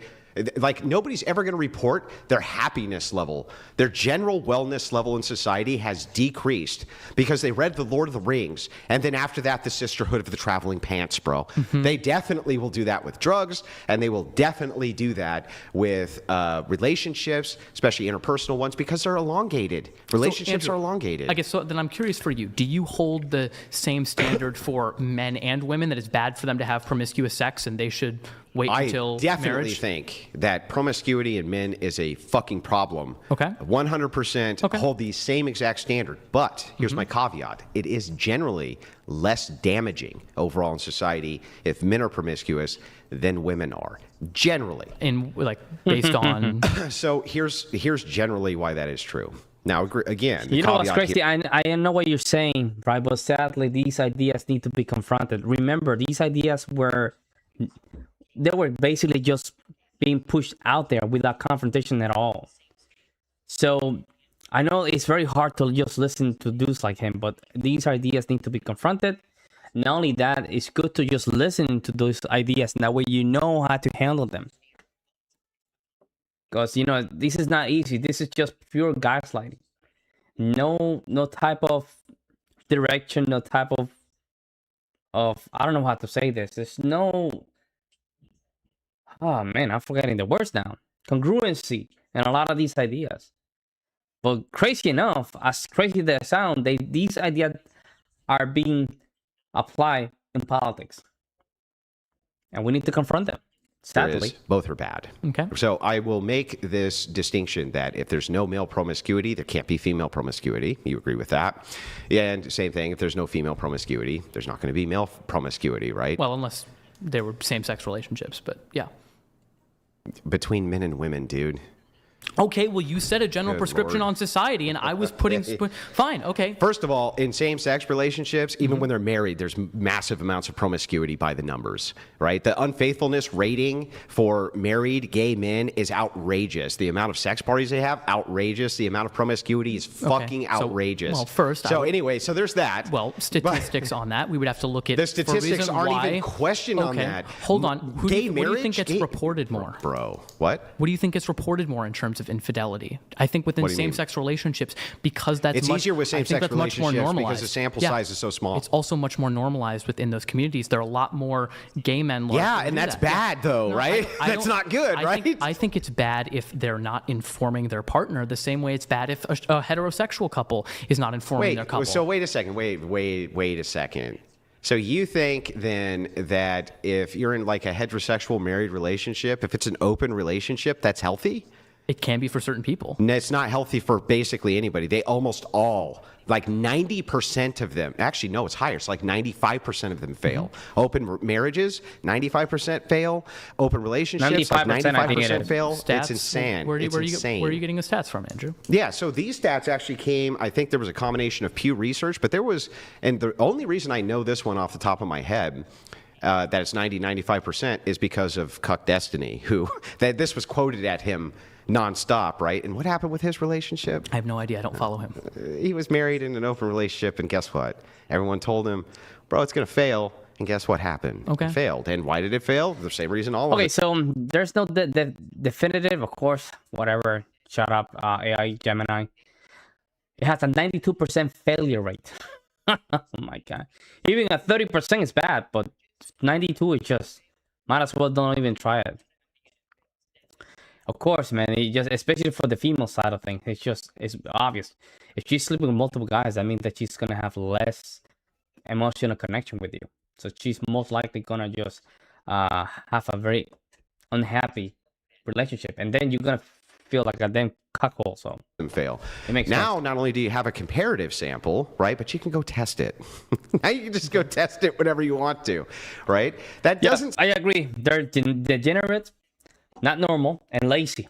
seem like it's very good for society in general, like for your parents to have open relationships and going out and like sleeping with other people. That Disgusting, seems man. like So- if the failure rate's that high, that would be bad. I mean, I guess I think that largely it also comes from a lack of honesty between people. That can be a huge contributing factor, is largely because of guilt, because of shame, because of people who don't think that's so how if we it should just be. destigmatized it, I think I'm not claiming that it, So we just everything would- destigmatize Wait it, a bro? second, Andrew. I'm not claiming that everything would get better, and I'm also not claiming that open marriages are better than closed marriages. I would agree with you, at least from personal experiences. That's not my cup of tea. But I don't. you were in an open relationship? Not directly an open relationship, but like if you're not like officially dating, but people are seeing multiple people. Yeah. That's not my thing. Okay? But Okay. it doesn't mean I know people who that works for. It doesn't work for me. Who? But I'm not No, you trying don't to, know Yeah, anybody dude, it's long-term work for. Dude, I went to Oberlin College, man. No, Yeah, none of okay. these people will long-term work for, basically. What? Basically none. No, I don't think that's true at all. It is true. Okay. Like by the numbers, it's true. Okay. So like when it comes to open relationships, right? Especially open marriages, that's usually one of the number one signs of failure, in fact, is that one couple or one partner asked to open up the relationship. That's it. Yeah. Dude, like imagine that. Just think about that for a second. If a man's wife, As a man, if the wife just basically tells you, if she tells you that she wants to have an open relationship, that means that you already cheated on you. She just basically cheated on you, and she's just using that as an excuse. At that point, it's over, guys. came to him and just wanted to be open and honest and said, listen, honey, I just want to go fuck this other guy. But that's not how she frames it. She's going to be nice like you. She's going to say, listen, there's some satisfaction issues that I have in the bedroom and this is going on and that's... How bad do you think that guy would feel like on a scale of 1 to 10? Probably not great, but I think that Probably really bad, right? Then I think that hopefully would initiate a conversation where he's like, "Oh, okay. Do you mind if we try out things that you like and we see if that's something that I'm okay with?" Man, that's so weak. That is so weak. Maybe we should try something that you like. What do you think, sweetheart? Anything that you do, anything that you want. That is the most weakest approach to a relationship. You do that, your relationship is over. Might as well let her just sleep with another guy at that point. Such a weak just approach. Say, fuck it. That's not something I'm okay with. If you choose to do that, I'm getting a divorce. That's fine. You're allowed to have that preference. Yeah, if a woman came to you and said that she wanted to like open up your relationship to sleep with other men, right? Would that make you feel really bad? It would make me realize there's a problem. Yeah, would you want to stay in a relationship where that was the solution your partner proposed to you, that she would sleep with other men? That's crazy. I would have a conversation with her. I don't know. It would really depend on exactly what she wanted. If she proposed that, actually, it would be a deal breaker if she wasn't talking to me about her needs. So, for example, if she was never complaining, granted, this is not a problem that I've had, but if she was talking about this and like never was vocalizing her dissatisfaction, and the first thing she said was, "I want to open the relationship," then I would be like, what the heck? Why didn't we discuss this earlier? She just expressed her dissatisfaction for a long time? For a long time. Okay. Yeah. Then I think we would probably break up then, because there seems to be an incompatibility there. Yeah, so you just wouldn't do it. Now, what if she never would have vocalized any of this because she had no dissatisfaction because she never fucked anybody but you? No. What about that? It's fucking weird. Can you answer that? Hang on. No, that's Would weird. you have a preference, though, that if you took that same woman, right? Same woman, you really liked her, everything was great, and if it were the case that she had no comparative sample size, she would have stayed with you. Would you have preferred that? No. No. No, I don't think so. But How is that good for people's health and wellness, dude? Andrew, it's really wild. Wait, Andrew, but can you acknowledge to me that it's kind of weird to not want someone to think you're the best, not because you're good at what you do, but just because they don't know any better? No, I'm sorry. Hang on. They don't know any better? Hang on. This is correct. At that point, you belong to the street. I agree with that. This is such a stupid argument. Let me point out why it's stupid. If you lived in an island nation that had 1,000 people, right, and you were the very best at running whatever the marathon was that you ran on the island and nobody was better than you, is it not appropriate for you to think that you're the best because obviously globally, even though you don't know about them, there's like 1 million people who've broken every record you've ever broken? Sure. What does that have to do with so this? why is it inappropriate for that guy to think of himself as the best, and the people of that island nation to think of him as the best? I don't think there's a problem with. I don't. Of course not. Of course not. Andrew, I don't see how your island example follows in terms of because it's the same thing. She's an island when it comes to sex. She has no comparative. For as far as she's concerned, you're that track runner. You're the best. Nobody runs the marathon fucking better than you. And guess what? Even if they did, she'd have no contextualization any more than the guy in the island nation. And you think that that's fine in the island nation to glorify him, but for some reason inside of a relationship, it's not. I don't care about the island example because I think it's a silly hypothetical that I don't care about. Why? It's completely comparable. You are mapping it so far from reality. Here's the point, Andrew. It's the same reality. Andrew. Yeah. I think the problem here is I'm telling you, he does express himself like a female. I'm not gonna lie. Andrew. It seems like his mom really. Like, this is the importance of having a father in your life. That's the problem. He's still, you can tell he's straight, but you can tell he's a little weak. You see what I'm saying? He's a little weak, and that's a problem because what happened is I want to show him some respect because at least he's just sitting down and just having these type of debates, which are not easy to have. But just the way he conveys himself is a little bit weak, in my opinion. Strange to not want someone to know what they like or know better, so you're all they know. They do know what they like. What do you? They like you and what you're doing. They know it 100%. Sure, because they've never seen anything else, which is just it's. Wait a second. I'm sorry. Is it the case that they really like having sex with you? But it is also the case that it's possible they could really like having sex with someone else. It is absolutely. It's okay, possible. great. Isn't that the case with every human being? Of course it is. So Andrew, if that's the wait, case, Andrew? then if it is the case that you happen to have a human being who doesn't have this massive comparative sample, he's very and weak, she's man. It's super sad to happy see. with that, why would you doesn't want have to a fuck that presence. up? I wouldn't. I'm not saying I would fuck it up, or I'm saying it would fuck it up. Wouldn't it be good for society? Good for society if people have less sex? They would be having more sex and more satisfactory sex. I don't think that's necessarily true. Well, then why is it that virgin couples, man and woman, by the way, report the most amount of sexual satisfaction over any other sexual demographic in the fucking existence of humanity? Because largely, I think they are living lifestyles that are in accordance with the values that they hold.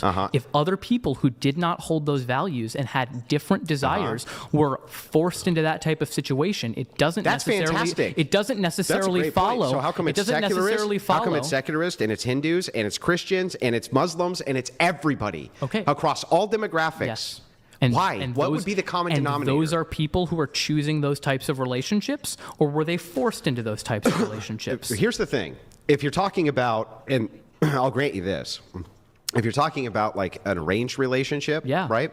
Sometimes they do report massive dissatisfaction. This I understand, right? Is the conditional because of the arranged marriage itself? I think you could make a case that there's at least some of that, right? But historically, most marriages were arranged, and in most Asian nations, they're still fucking arranged. And the satisfaction rate for virgins, even in arranged marriages, is still higher. It's still fucking higher. And do you think that's a good? So I'm just curious, Andrew. No, I'm not saying it's good. Okay, no, wait, I'm just pointing out that it's true. It is. So then, do you think? And I'm making a hypothetical here. Maybe it's not the case. What if satisfaction rates in marriage were the best they could ever be if every marriage was arranged? Oh, fuck yes. Absolutely.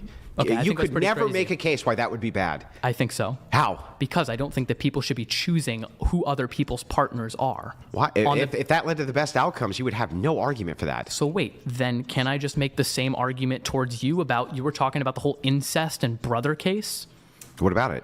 Then you're saying that there is a better reason as to why we shouldn't do that. If it were the case, right, then, and you said it had the best outcomes, but you were still against it based on intuition. That's where you would have the inconsistency. But I wasn't against it based on intuition. You said intuitively, conditionally, you're intuitively against it. Because I literally told you the opposite. Hold on, because I think for these cases, I think for these cases, our intuitions are responding to the very factors that we tried to stipulate out. No, that's not always the case. I think for this case, it absolutely is. No, so fine. what are you talking about, bro? Andrew, let me go back on my previous statement and say that if that situation that you provided, then yeah. Then yes. Sure. Yes. Of course, because now you have to be consistent, because I pointed out you had another inconsistency. So of course I don't remember saying that. I remember what I was doing, Andrew, what I was doing is I was contesting the realisticness of your hypothetical and saying that I don't think that would be borne out. I don't think that would be borne out in reality. I don't think that incest? No, that it would be good. How? Well, wait. What do you mean? You're saying that if the satisfaction rates were in those incestuous relationships were through the roof, then would you think that would be a fine thing? I was contesting that I don't think that would ever be borne out in reality. So in the hypothetical that you propose, sure, I'll accept a hypothetical that has no bearing on reality. Do you think that incestuous couples, there would be children who would be happy with that?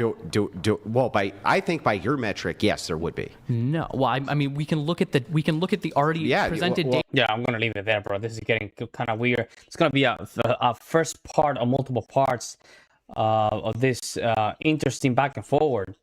I love when Andrew Wilson goes against male feminists because they're the worst, man. They are the worst. They're the worst, guys. Because they're the first line of defense of the feminists. You know. So I think him going against these people, right? It makes it super important to just combat this idea. I think without male feminists, you don't have a feminist movement, guys. And the reason is because you still have the forced doctrine on the male feminists. If things go down where it needs to, you will not go against female. You have to go against the male feminists. People don't understand that, but that's the reason the ideology in itself exists, is because male feminists. There you have it, guys. Let me know what you guys think. This is going to be another great live from my channel. Again, sorry for my bad for the mute section. I didn't know I was mute for quite a while, so. But let me know what you guys think in the comment section below. In the meantime, guys, I will see you next one. I'm out.